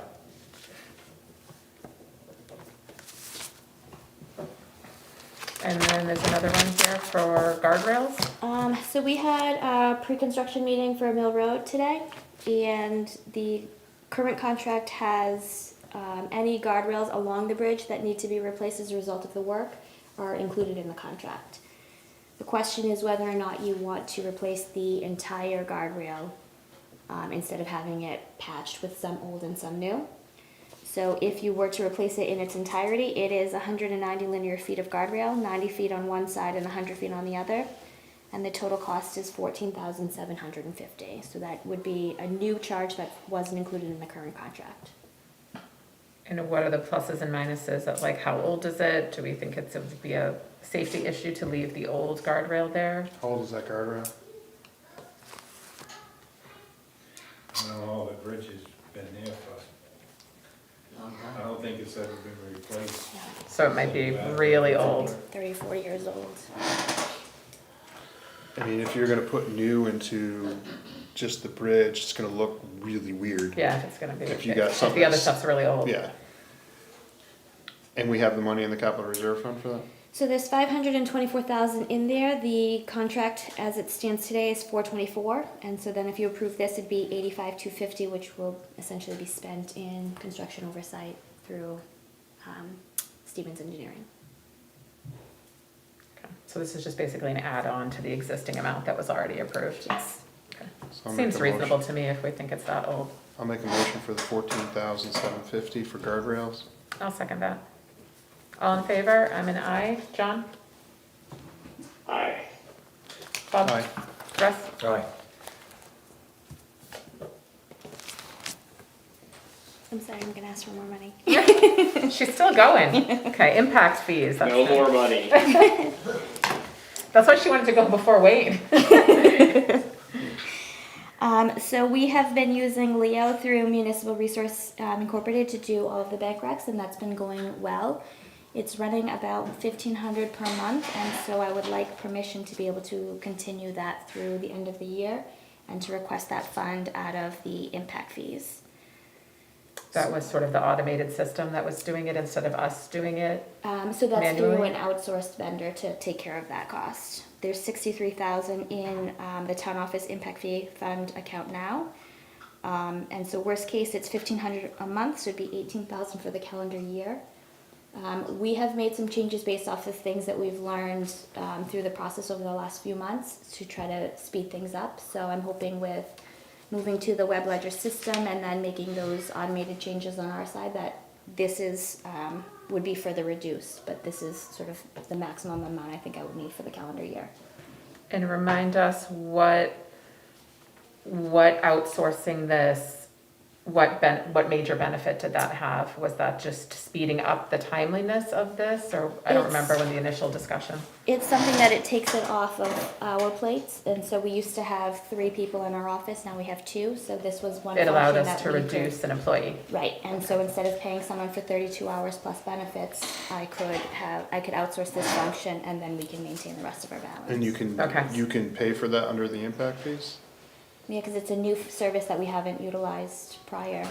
How long can we do the impact fees on it? However long you want to do that, so if you wanted to extend a multi-year contract, then you could continue it for longer out of the impact fee account. And you have 60 some odd thousand in there? Mm-hmm.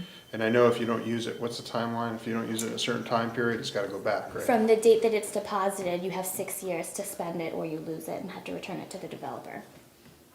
And it's pretty much all Joe's money. And what's the timing on it right now? I don't think there's any of it that is set to expire because we've received so much money over the last 2 years from Three Ponds. So we have a good while to spend it. But we I mean, don't- this seems like a no-brainer if it allowed us to reduce an employee for an $18,000 cost. I'll make a motion. I'll second it. All in favor? I'm an aye. John? Aye. Aye. Bob? Russ? Aye.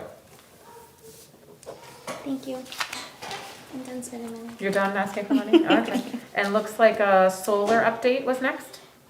So I spoke with Jude Neuro, who is one of the owners over at Revision, and right now we are a small customer generator. So what that means is that our current system is a 99 AC inverter system, which is at max capacity. So the AC is what the inverter is what changes the energy from solar to what we actually use. And so if we were to expand the system further, we would need to get an interconnection application with POC, and then we would need to add an additional inverter to be able to convert the energy.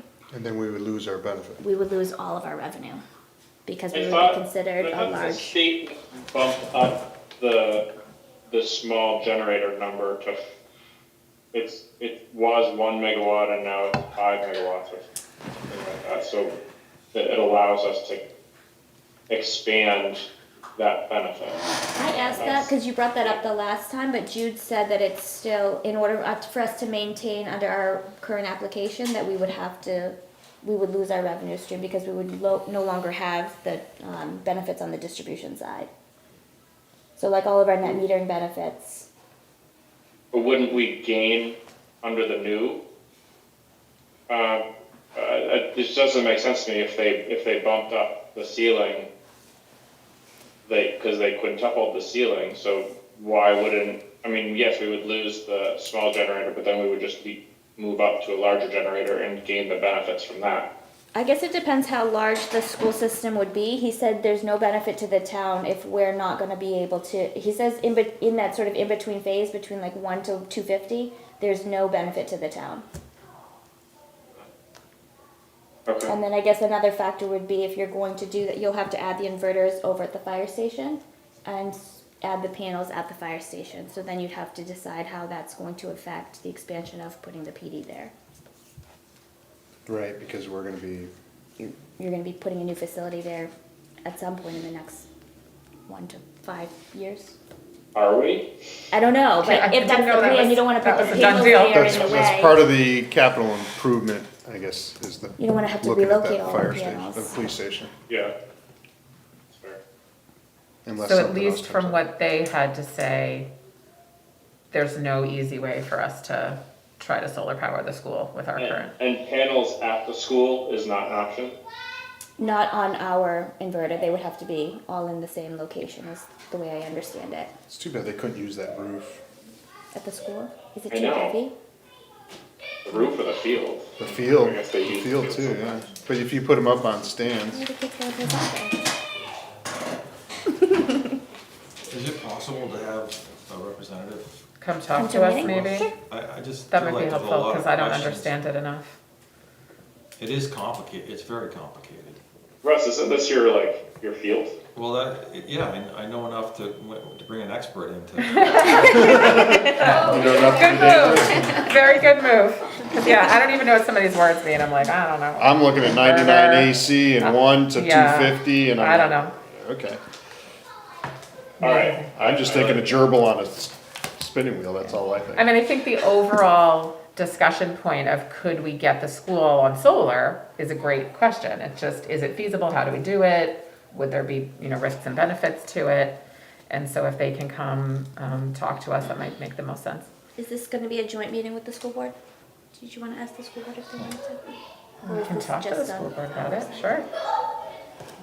I know the school board is who brought it up initially in terms of, Doesn't benefit us at all, it only benefits them, so. Right, to add it?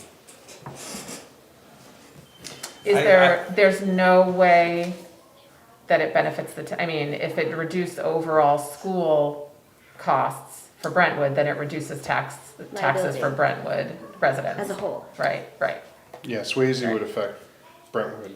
right, I know they have solar panels at the high school, but I'm not sure how They that do. works. yeah. I don't, because that A goes lot of into the questions. co-op stuff, so I have no. Yeah, a clue. lot of questions, I don't know how that works with the co-op budget and. yeah. And as far as whether it's a joint meeting, I don't know that I have a strong opinion one way or the other, as long as we get all the questions out and actually get some answers. I don't know. Yeah, because then you would, once you get the questions and we can understand it, I assume then we'd be able to basically kick it back over to Letty and the school board and say, what do you guys think? And then we have to somehow have a kumbaya and do a warrant article and see what Okay. everyone else wants to do. Okay, But I wouldn't want to do it right now if I knew we were gonna lose All the revenue. all the revenue. No, if we there's get, a major 'cause I downside know to it. We're generating so much revenue that she was asking for my electric bill for the last couple of years, and then this year we generated so much, and my electric bill wasn't enough to handle it, they had to get others.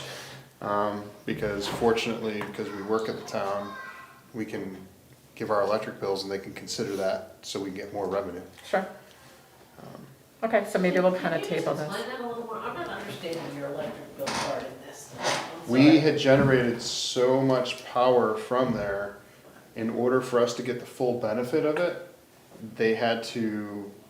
you have to make sure that you're offsetting, Use. how much use we were doing, so they could utilize the usage that I did at my own home in order for the town to get it. It doesn't benefit me at all, but it allows for Karen to do the application to get all the money back, so you can put it back to the town, to put it back in our general fund.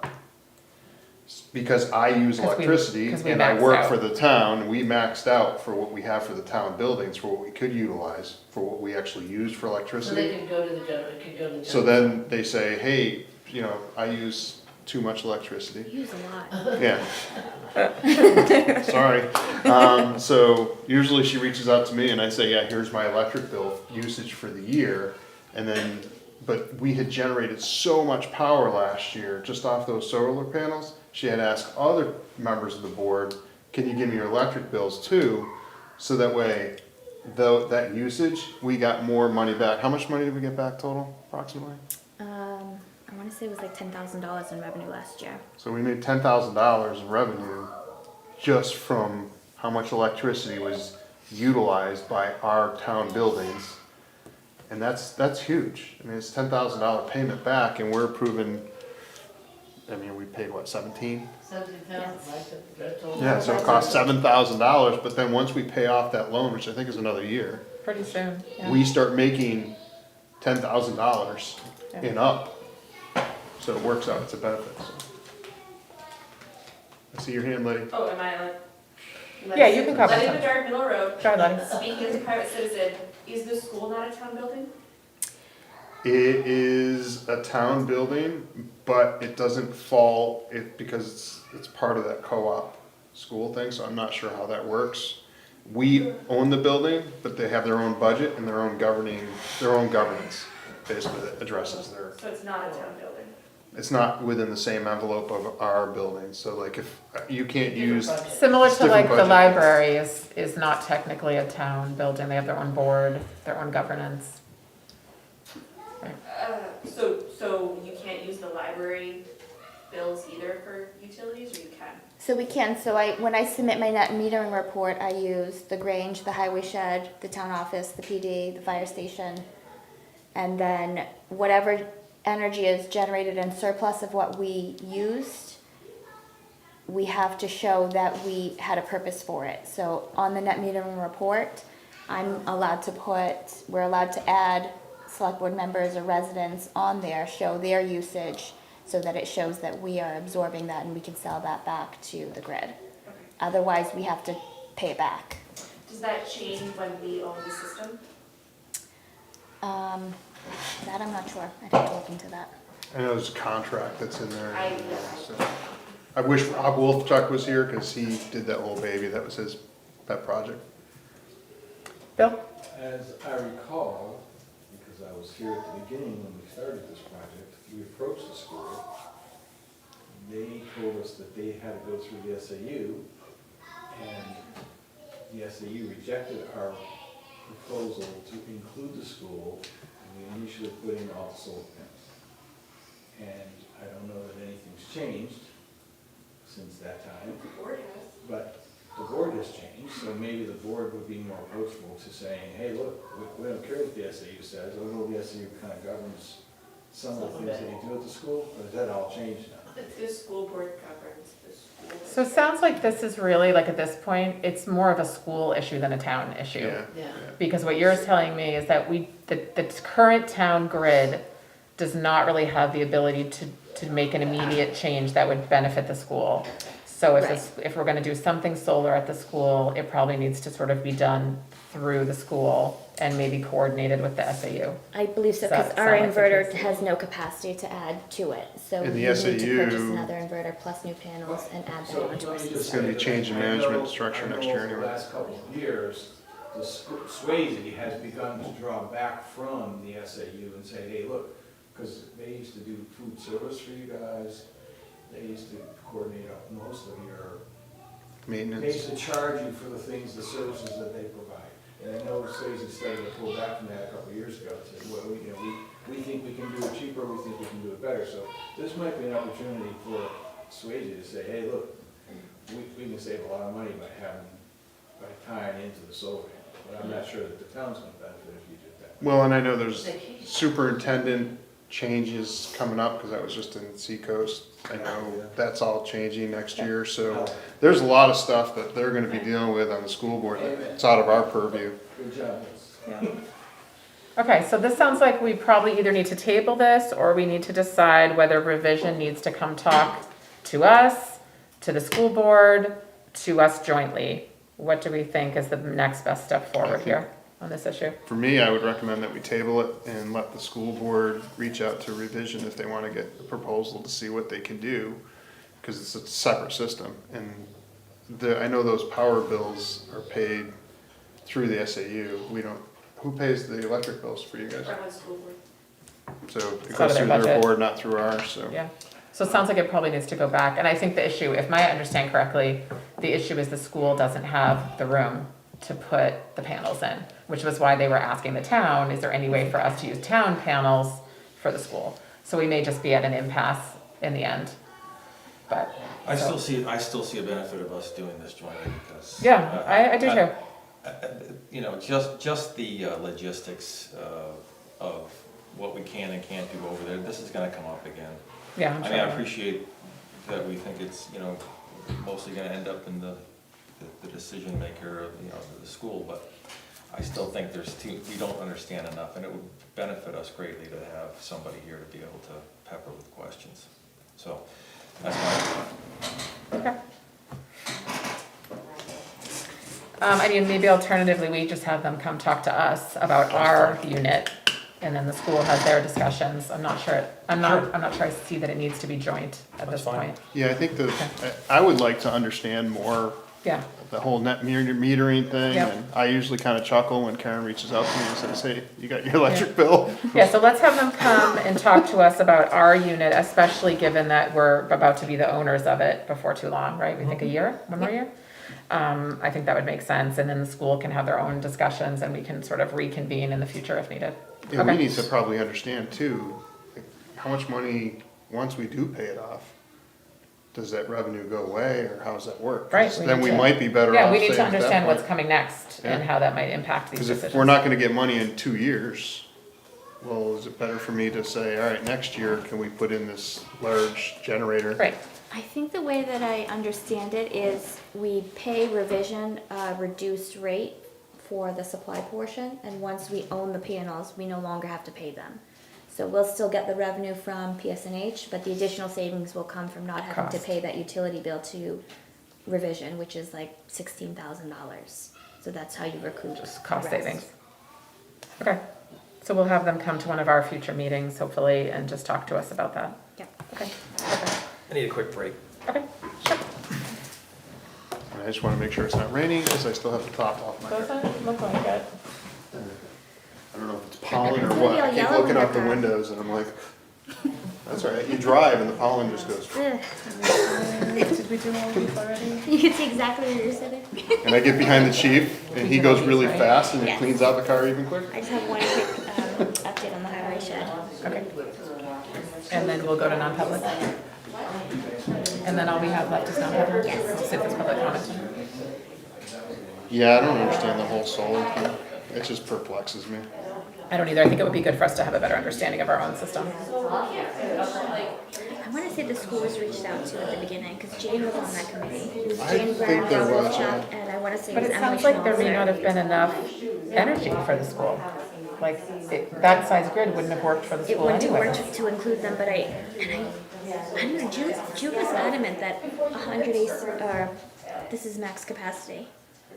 So he didn't reference. So that would have made it a moot point, like we couldn't have done anything for the school. Well, that's what we need to figure out. Right. Especially if there's been regulation changes over the years. He should have been able to elaborate on all of that in the last couple of weeks if I was speaking to him. He was one of the leaders. We'll have them come talk to Unless we're locked into a contract. Or based off of the date that we initially entered into the agreement, because the only way to add the school is we have to do A new this agreement. interconnection agreement. Yeah, so you're gonna change, and I wouldn't recommend that anyway, because you only have another year. I got another year before this contract's expired, so I would never do it this year, because that would be counterproductive. Hours. All right, we're gonna resume after a brief break. Oh, no, we haven't, oh, no, just kidding. We have one more bathroom returnee that we need. Hold on a minute. Here she comes. Yes.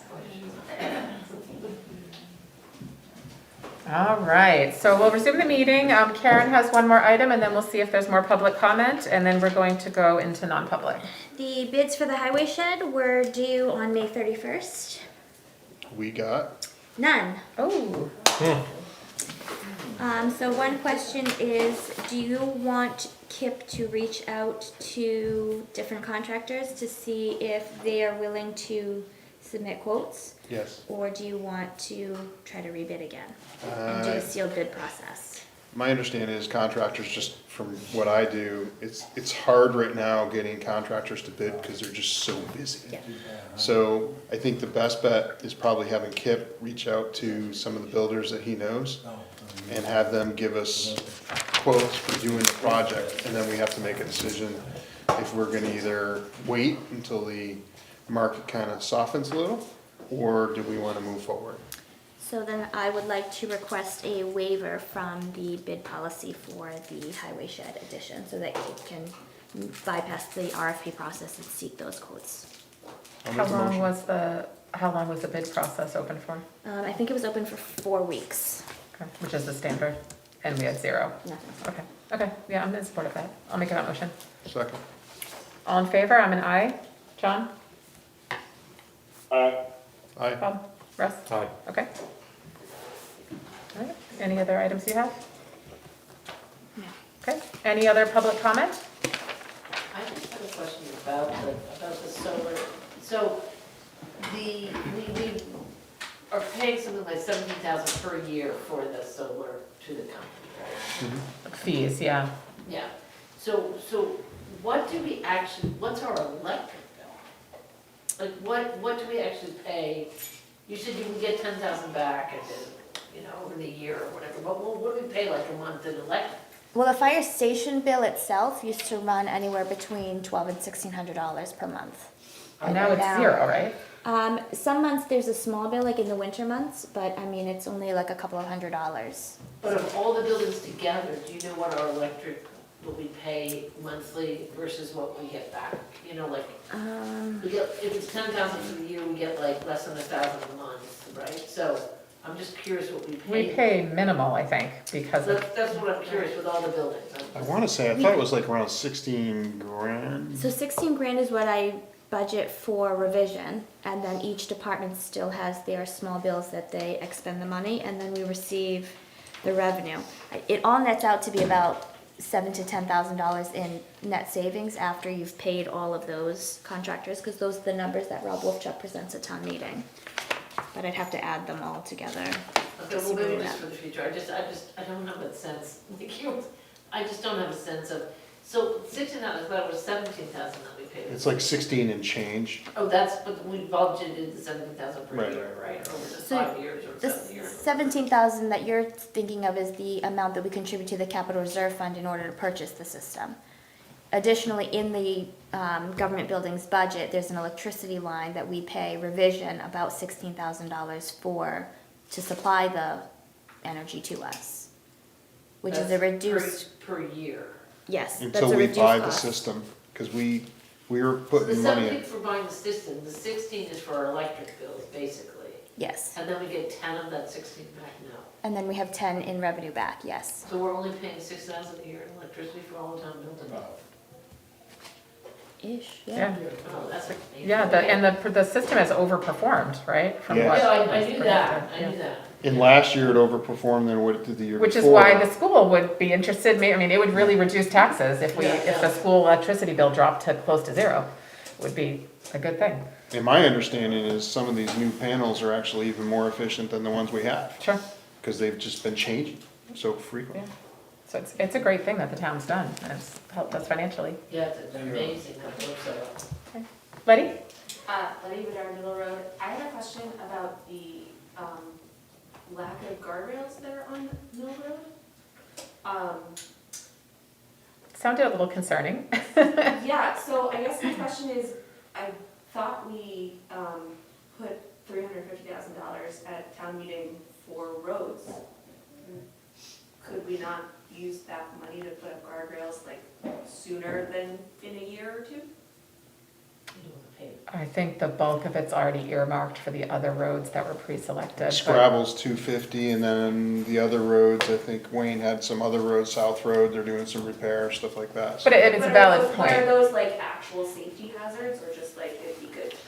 Well, one thing on South Road, I know we had a fire from a power line coming down and burned the road, so it has to be reclaimed, otherwise we're gonna lose that. But as far as right now, that road, we just approved to put $14,000 in for some guardrails around there. We'd still need to get the property owner's permission on those other two abutters before we could even put stuff on their property. I thought the two abutters were for clearing the mill and 111A side, It's their property. We're gonna have a little bit but isn't that different from the guard? No, there's gonna be guardrails in that section that you wanna get permission. Guardrails. That's what you want permission to put on the properties, right? Is guardrail? No. No, the guardrail's next to the river. Oh, okay. He just wants, No, he wants to cut down the banking there yeah. Oh, So okay. you can and see. take the Just so trees you can down. see, vision. But you already got that permission, right? I'm not going to What are you doing right now? I mean, I think that's a really valid question. If, the way you described it, Wayne, like someone could go off into the river, that sounds like a serious safety issue that has not been addressed, although it sounds like no one has ever had a Yeah. safety issue there that we're aware of. We've never had one, So, now that we've brought it up, Now so, someone's gonna try it. so I guess the question, from a public safety perspective, if that costs $44,000 or whatever you said, Wayne, is there part of the already allocated funds from town meeting that we could carve off to do this project, assuming it has a bigger public safety impact than what is already planned? I think that's essentially what Letty is well, asking. this year, we don't have any money, really no money, because we didn't approve any money to do any of that. But next year, I'll come in here and I could lay this out probably 2 years. In 2 years' time, it's gonna ask for extra money. We have 67 miles of road to Right. take care of. And I think we do have money though, Wayne, because the money that was allocated at town meeting was not specific. It didn't have the wording in it for the specific roads, right? It was for Right. general town road maintenance, so we do- could, do we could a little decide 2 to miles use some of of road that. a year right, out of that 350,000. right. Well, therefore, we either gotta keep up with the hot top, or we're gonna go behind in that. And if, we don't ask for more money for. Right.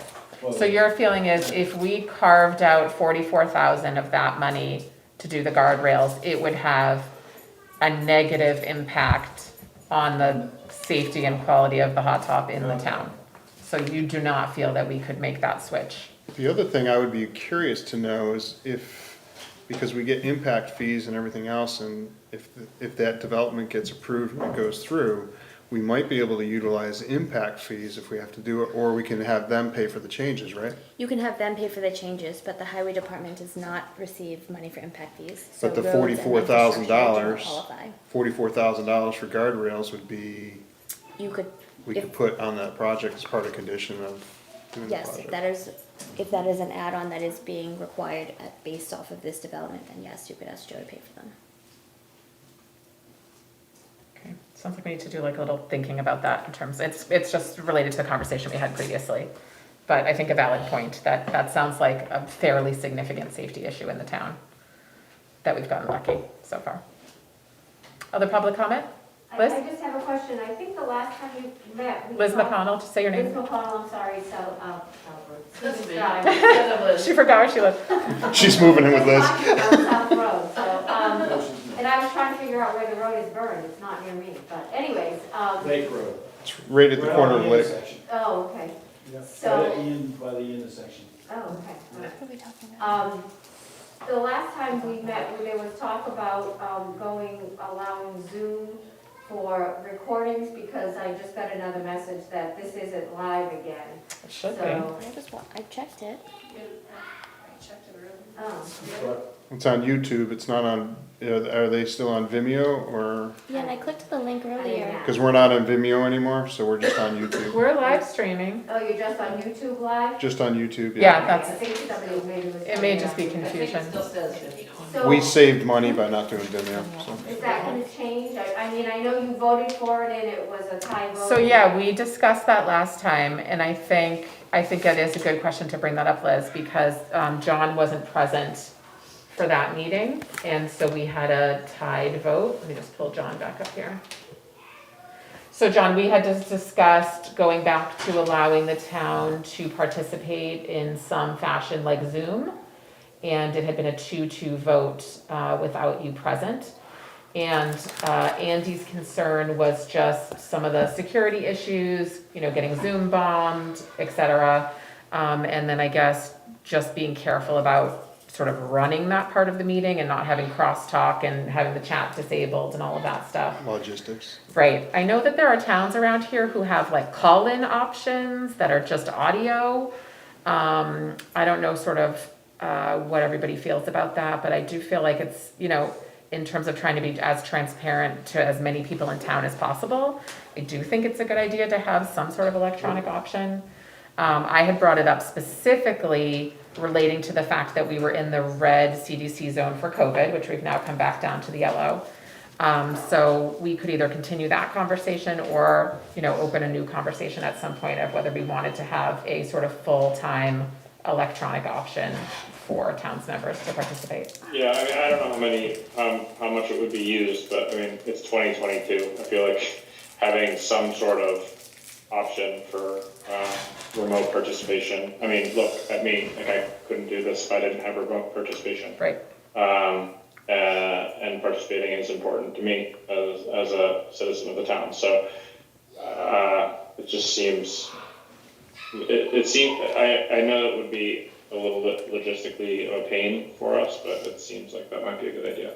I think it doesn't have to be a logistical pain if you just, have people raise their hands during public comment, and otherwise they're just listeners, like the people, in the room.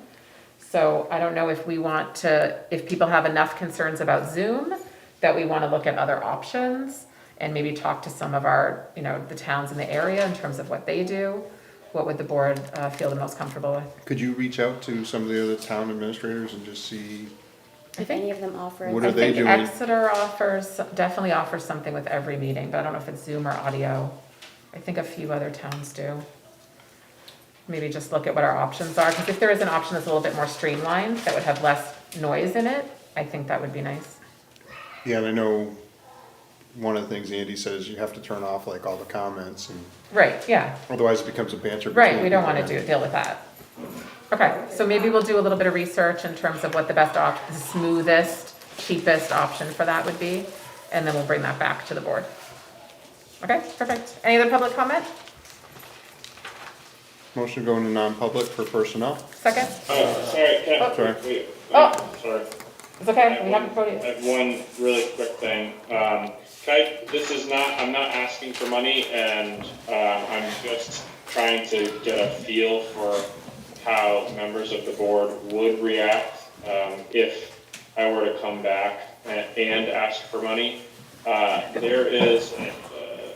gonna come back and give you more of a fulsome report on this later, but from the Economic Development Committee, we received a report from the UNH MBA interns. They did an awesome job on the report. One of the ideas that they presented to us was to work closely with the rec department and citizens of the town and an organization called Plan NH, which comes in and does, it's called a charrette. So they sit down for 2 days over a weekend. They get as much, and it really, really, really is important that they get a significant amount of participation from people of the town over the course of a couple days to get ideas on the rec. They would focus on the rec area, and so you could think of like a pavilion area where you could, incorporation of different concepts like ice rink, farmers markets, craft fairs. Additional restrooms have always been an issue there, rental space and events for increasing return on investment and that type of a situation. And, in really extreme example, you could think of Kensington, right, and other Sawyer Park area. We wouldn't have something that extravagant, but think about something along those lines. But this charrette is called. Plan NH would come in with engineers and architects. They would sit down with us over the course of 2 days. They would put together a concept of what the rec space could look like if we did engage in a big project there to revamp the rec facilities, and the entire cost of working with NH, with their architects and engineers and designers, et cetera, would be about $6,000. And so that's the reason that we're looking at this particular project is the students came back and said that this looked like it was a great idea for economic development and there would be significant ROI there. The survey results from last winter showed a significant interest in rec area development, and it is along that 125 corridor that we're targeting. So I'm just asking for knee-jerk reactions, to the idea of a $6,000 investment in conducting a charrette on the rec facility area. Should that be something that planning board, economic development, and the rec committee would want to do? And John, can you explain, would the thinking behind it be that if you built up, quiet please, if you built up a bigger rec center presence, that might draw business to town or sort of change the appeal of the 125 corridor? Was that the thinking? Yeah, yes, and I wouldn't say bigger, I would just say maybe more updated, to be for clarity's sake. And it would incorporate the specific input from the people of the town. So it wouldn't be like, obviously, not John Morgan's ideas or even the rec committee's ideas. It's really centered around what the participation from the town looks like, and also what our long-term objectives would be. And some of those long-term objectives would be economic development. So yes, the idea would be to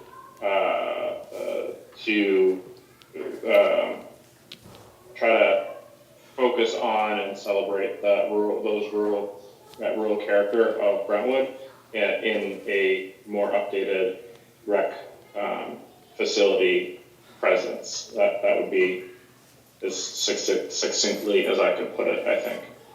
But yes, the entire idea from the Economic Development Committee's perspective is making Brentwood, and specifically the 125 corridor, a more attractive center, which could be a venue for hosting different types of events, even, which you can see where there is a return on investment, monetary gain for the town.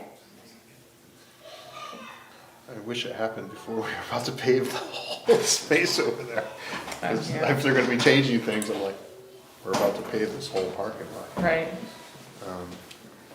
That's I where think it's an went. interesting idea in terms of, trying to change the sort of appeal and draw of that corridor and bring more potential revenue to the town. I would like and to propose be it to the clear, rec like, department I specifically. don't want people there. I think it's important that we really clarify when we talk about additional revenue for the town. We're really looking at revenue at stabilizing the tax base, not necessarily lowering property taxes per se, but expanding the tax base so that in the event of certain economic, regional or national economic impacts, the tax burden doesn't fall on residential property taxpayers. It's more stable because we're more diversified in our portfolio, if you will. I would love I would like it to be proposed to the rec also, because they do have the revolving fund, and since it's gonna be benefiting them, I'd love to get, instead of us putting up $6,000, either get some buy-in from them also, to see if they would wanna split it, or do they want it out of their revolving fund, cause it's gonna be benefiting and increasing some of their revenue making that they're gonna get in that fund, to see if they're willing to contribute towards, to participate with it, because I think we split a lot of those things 50-50, so I think it would be beneficial to bring to the rec to see if they can split it. If we Yeah, do that. again, they won't, I'm not coming to the select board officially, I'm just more asking Yeah. opinions, so I appreciate that input, and if we were ever to actually move forward with a project, I'm sure they would have real skin in the game. Yeah, so to me, it's like, it's huge if we are gonna put some stuff in there, and if it's gonna generate more revenue and rental potential and everything else. Yeah, I would love to see them share in that burden. That would be my gut would say, if they're willing to do that, then I'd probably be, as a board member, more apt to say, yeah, I'm all for that. That forum that we're basically gonna put together, a symposium that you wanna do. Okay, so John, you'll bring it forward again a different time? Mm-hmm. Okay, thank you. Thanks. Okay, Yeah, I have some items too. Okay. So I think the first three are basically like just general communications things that I think kind of for the good of the order, I guess. And one is the communications committee. Is that scheduled? I don't know, Karen, did that get The scheduled? first meeting will be next Tuesday, the 14th at 6:30 at the town office. And the agenda was posted on the website today. Okay, Thank you. next week from today? Yes, Okay. Flag Day. What time? 6:30. Because I know We were waiting for the newsletter to come out that mentioned it, so that there was an awareness of it before it got scheduled. Yeah, and I'm hopeful that there might be a solution in there too with the ongoing, speaking of the newsletter, town to newsletter communications and whether or not the communications committee can be helpful there, on a, even just a formatting basis. So I think, I'm glad to hear that that's getting off the ground next week. The second thing was I was invited to attend the Memorial Day event in town, and there was a moment where Bob was introduced, and was it Joyce? Joyce introduced him as a selectman, I think, and then corrected herself to say Select person. Whatever the Yeah, case select was, she person or select corrected board. herself. And then that led to a state representative who lives here in town who considered that ridiculous by her own language. She said, it's ridiculous that we can't say selectmen. On that issue, I just want to say, I don't think anyone cares.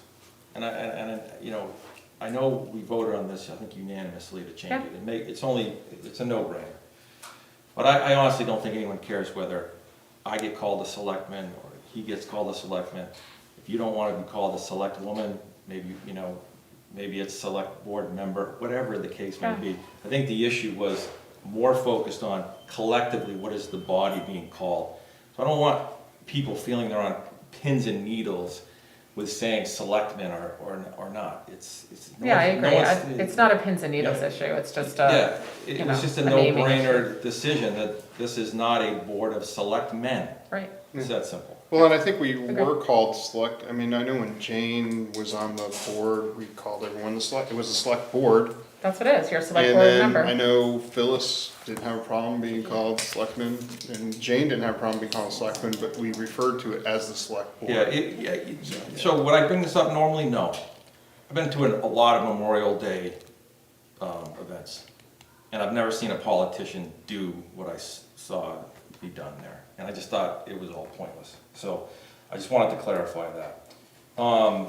The parade situation. Last time we were here, I think Lois DeYoung was updating us on the parade. And then in between that time and tonight, I started getting complaints about the change in the parade route. And, you know, there was I think there's been some confusion on who had the idea, who made the decision.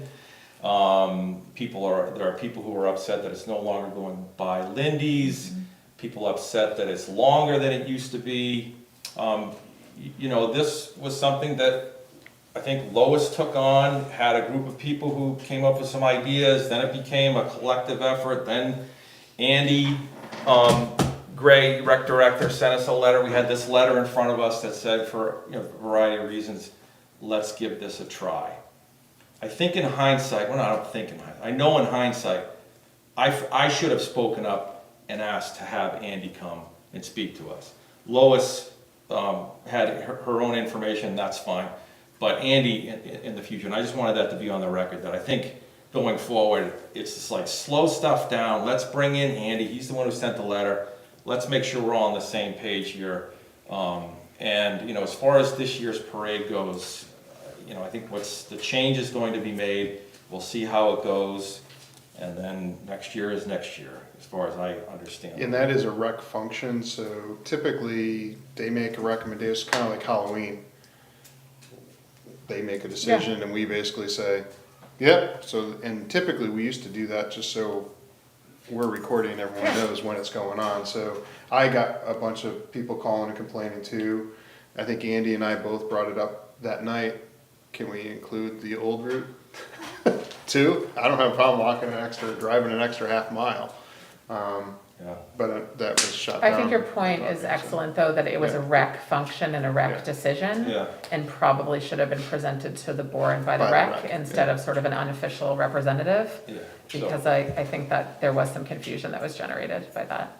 And I did appreciate there was a blurb in the newsletter that sort of, I thought pretty succinctly explained why the rec decided to do it this way. Yeah. And that PD thought it was a good idea, Highway thought it was a good idea, the town is bigger, it was safer for walkers. I thought it pretty well encapsulated the reasoning, and hopefully that was helpful And I to don't people. necessarily, I'm not putting blame on Lois either. I think it was incumbent upon us to say, Lois, thanks for your briefing, and then let's make sure Andy comes in. I think it was that simple.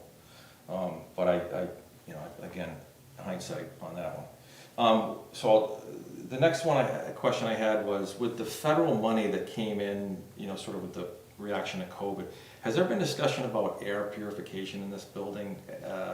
You know, any kind of changes? There With the has ARPA been. funds? They have purifiers over at the fire station. I think they're about $1,500 a piece. So I mean, we can certainly.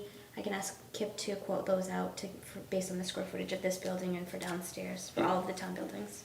I guess the question is there still money that can be used from, that was sort of, you know. We still have the ARPA money, so instead of allocating all of the funds to All right, so Fire. maybe that's the fire, then you next, could spend, $3,000 or $5,000. I'll bring it up again next meeting. I think that's a we'll good have it. idea, especially with the winter, before the winter season, that we Yeah. may want to think about that. Yeah, We'll see, and I guess because if we do put air purification, since we already kind of committed to putting the rest of the funds towards the fire, to the staff, for the added staff, could we use impact fees? Good.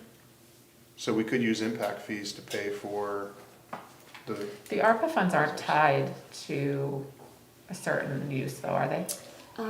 The unspent ones? Not anymore, right? Not anymore, because Right. they've opened They it up, they changed the changed the rules. Yes, yeah. And So so they are make- still available, they're not, but we wouldn't be They're able to not use tied. impact fees to pay for the salaries. Correct. And that's, Sure. Yeah, so we could since do a we've switch. already allocated it, to me, it would be like, well, why don't we use impact fees? Because those are ones that you use or lose. yeah, I don't wanna ever lose them. yeah. And we have 60 some odd thousand, so Yeah. if it's $1,500, and let's say I have to put 3 of them in here, Yeah. great. No, I think that's an excellent $4,500, point, yeah. because, the original intention of some of that money was to improve safety at certain public buildings. And then they made it easy, they changed the regulations just to make it a lot easier, like on Karen, Yeah. basically, Yeah. paperwork-wise, to Yeah. say you could just put it into your general costs. yeah. But that does sort of pull it away from some of the original intentionality Yeah, I of mean, the long money. before COVID, having, worked in office buildings and stuff and watched the flu or colds go around the entire office, and it's just one person to the next. Well, I wonder if we could There's even no do it over airflow. the rec or the library too. So, But maybe. Yeah, any buildings that haven't had air quality improvement project since COVID is worth thinking about. But maybe next meeting when Yeah. Andy's here and Makes John's sense. here, we'll talk that up. And on that note too, in terms of punting it to next meeting, but I do want to prep it, which is, you may recall that I heard from the NHMA Municipal Association that they recommend against having a board member sit on the ZBA. I sit on the ZBA, that's the history, we've done it that way. I'd like to revisit that and maybe just have a discussion about whether or not I continue to serve on the ZBA. It's just because I feel like, NHMA, we go to them for advice and counsel, and when they tell us something, I want to just be careful about being selective as to what I do and don't take. And I think beyond that, the question that I've had and I've wrestled with for a couple of weeks now is what's the benefit versus the, is there a huge benefit in having me or any select board member on the ZBA? So we can talk about that when we have everybody here. And the last thing I had was maybe just a question, maybe a silly one, but I was reading about the county courthouse being built on North Road. Was that something that was, was there any town, but it's just kind of. It's actually, that's the County, Rock right? Center, right? That's Right. not the courthouse. Not the No, courthouse. all of that is done through the county, so That was that would have county. all been included through the county budget hearings and through the delegation. Yeah. So it wouldn't have been voted on, And it was supposed to They- start construction this year. I think this fall. Yeah.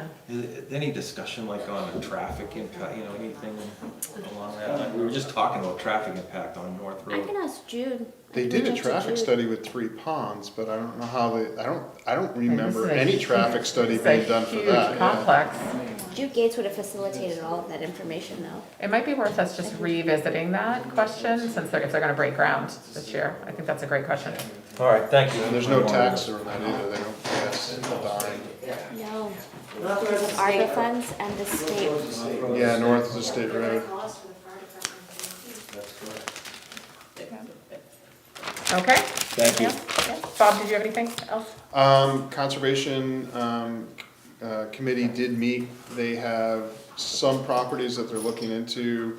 They're meeting with certain owners and stuff, but we're not releasing those information because it potentially could open it up to a developer wanting to go in there and buy this property, so.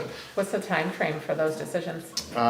It's really a matter of having discussions with them to see if they're would like to put those properties into conservation, what they're looking for financially for commitments, and then reaching out to the like the CELTs and the other organizations to see if they can get grants and funding that would basically be able to help us leverage what we have in that $3 million.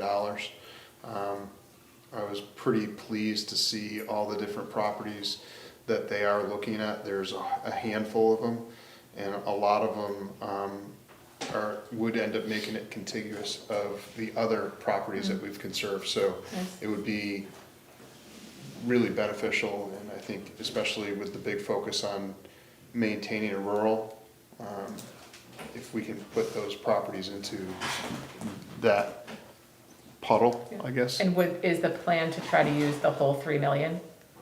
I think over time, they'll eventually utilize that, but as they find properties, then they would bond up to that. But ideally, you want to try to get as much federal monies, and right now, there's a lot of monies that are out there to try to conserve some of these properties, and it benefits us in the long run if we do conserve them, as we found out from the $2 million, which now turned into whatever, who knows what the prices of that property is right now, but with the cost of real estate, you're probably looking at probably $15 million at this point for what they leverage. So it'll be interesting to see what these properties are going to be able to do. And do I was those pretty pleased. announcements come from the Conservation Committee? Yeah, typically what they'll do is they'll get an agreement with those property owners. It becomes almost like a contract. Then you can release it, because now I'm not worried about somebody going in and poaching. you know. Yep. Well, I'll give you an extra couple $100,000. Yeah. And then does it come to the town or the board for, The board would have to The board would authorize. still In terms have of to the bonds, authorize that. right. Contract and Right. release the Yeah, funds. so we would have to ratify it, but right now, a lot of those are still non-public discussions. Right. But I wanted to share with the board that those conversations are happening, and there's a handful of properties. I know over the last week, they've had meetings with some of those property owners and their families in order to try to obtain some more conservation lands okay, in town, which is ultimately why that bond was passed. great, okay. The only additional thing I had from being on the school board, the rep to the school board, is to your point about the parade, when it was presented to us, it was that it had been coordinated with the school paving job. What I heard at the school board meeting last night is that may not be the case. And so, I don't know if Allison, I believe Allison, Letty, do you know if Allison was gonna reach out to Andy about the paving timing? I think that's what she Okay, so hopefully that's being handled offline, but there was a little confusion at the school board as to whether the paving was gonna potentially overlap with the parade. Yeah, because they mentioned food trucks, and I'd hate to Yeah. have new pavement and food Right, trucks so planting down hopefully the that road. is going to be worked out in the very near future, because we were told that it had already been worked out, and it sounds like maybe that was not the case. Last I heard, I don't think they were having success getting food trucks, but again, I don't know. But I think there was gonna be parking and Yeah, a right, lot of right. people No, there. definitely, yeah. Yeah, so we obviously don't wanna do that if it's just, if it's being paved. Yeah, So Freshly we'll paved, you don't want. I'll follow up people with putting Allison things just to down make on sure that that got closed. They thought it would be okay because there was a pretty wide paving window that was from like June 20th to July 12th or something. It was pretty wide. And so they were hoping that it could be completely completed and dried and everything before the 4th. But we just need to make sure of that. So we'll make sure that gets followed up on. Okay? All right, and then we had a open motion on the table to go to Yeah, I see Liz has non-public. got her hand up. Yeah, I Oh, have another, okay, let's- public, just because of John's comments about the Economic Development Committee.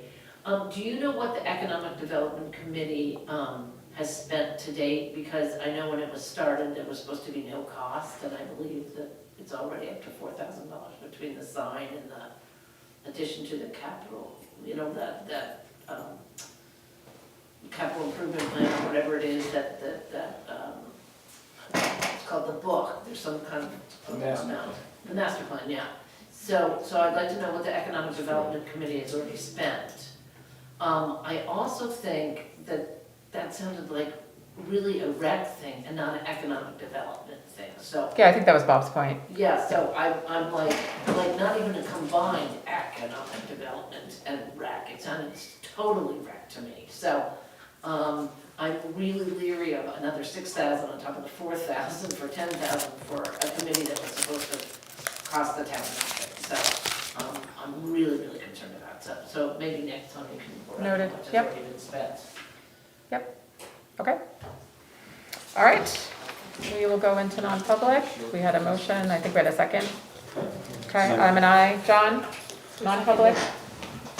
Russ, did you? Aye. Ross, aye. Yes, I second Sorry. that motion. Sorry, sorry. Thank you, everyone. Let me turn the noise. And I, Yes, you ayed. what did I, yeah. You ayed. Oh, yeah, do you want them? Yeah, I think I might have to take it out. Chief, it's not usually paid, but we haven't spent 3 weeks, so. That is all, sir.